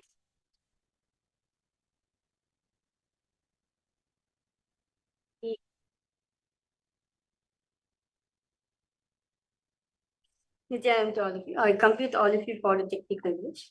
So now, the Shastra Pramana very beautifully says that by fixing the mind on the inner space within the crown center and sitting stably without any movement, having the eyes closed in succession. By that stability of the mind and inner space, through the power of third eye, one directly sees the ultimate goal, Lakshya, by having the vision beyond sight. that reveals any object or place, attaining space of oneness with the source Paramashiva. The next is the Apti Pramana, our Vedic rishis that experiences on the science of power manifestation. How did they manifest this power? What was the exact experience they had? Very beautifully, all this power of the readings taken from the Vijnana Bharatan, taken from the Srimad Bhagavad Gita, chapter 11, verse 8, where Bhagavan Shri Krishna says to Arjuna, न तु मां शक्यसे द्रष्टुम् अनेनैव स्वचक्षुषा दिव्यं ददामि ते चक्षुः पश्य मे योगमैश्वरम्. Bhagavan Krishna says very beautifully to Arjuna, but you cannot see my cosmic form with these physical eyes of yours. Therefore, I grant you the divine third eye vision, behold my cosmic opulence. Bhagavan Shri Krishna is saying to Arjuna that with the physical eyes which you are having, you may not be able to behold the cosmic form of Shri Krishna. Therefore, I initiate you into the power of third eye. Therefore, you can behold, you can receive the darshan of my cosmic form.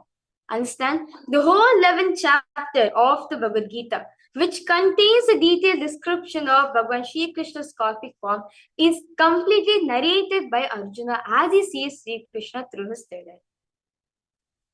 The next is the Atma Pramana, where Swamiji's own experience on the science, on this power of third eye reading, where Swamiji was at the age of 12, Swamiji says very beautifully that I was able to experience that everything was able to see around me, above me. The whole 360-degree vision Swamiji was able to experience.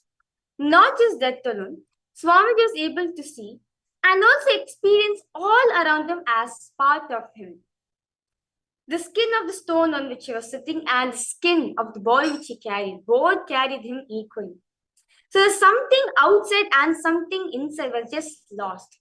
So first Swamiji experienced the whole 360-degree vision where Swamiji was able to see everything around him, keeping his eyes closed. And the next moment Swamiji experienced that all were part of him. So now, with this beautiful understanding we get from the Pramanas, let's now enter into power manifestation session.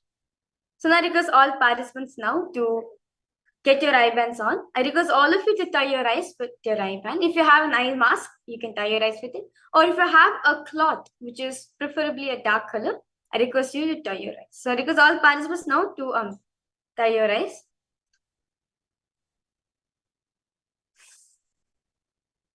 Yes. Ma Andeshri, Ma Chandrasekhar Priya, I request all of you to tie your eyes.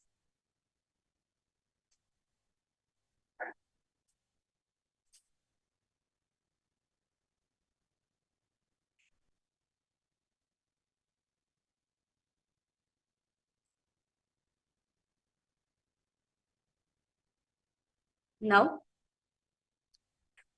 in that space, because all of you to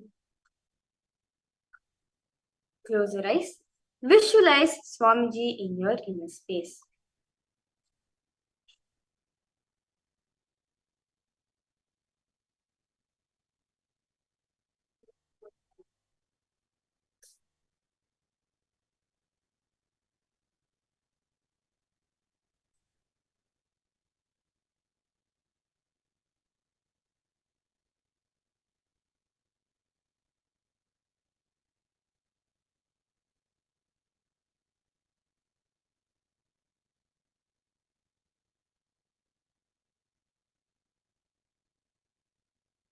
Now, in that space, slowly start chanting the Mahavakya intensely.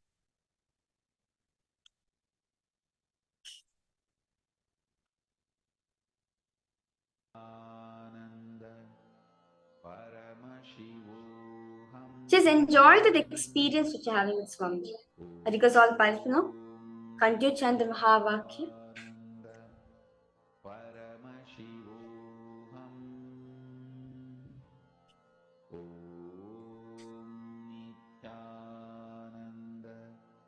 Paramashivoham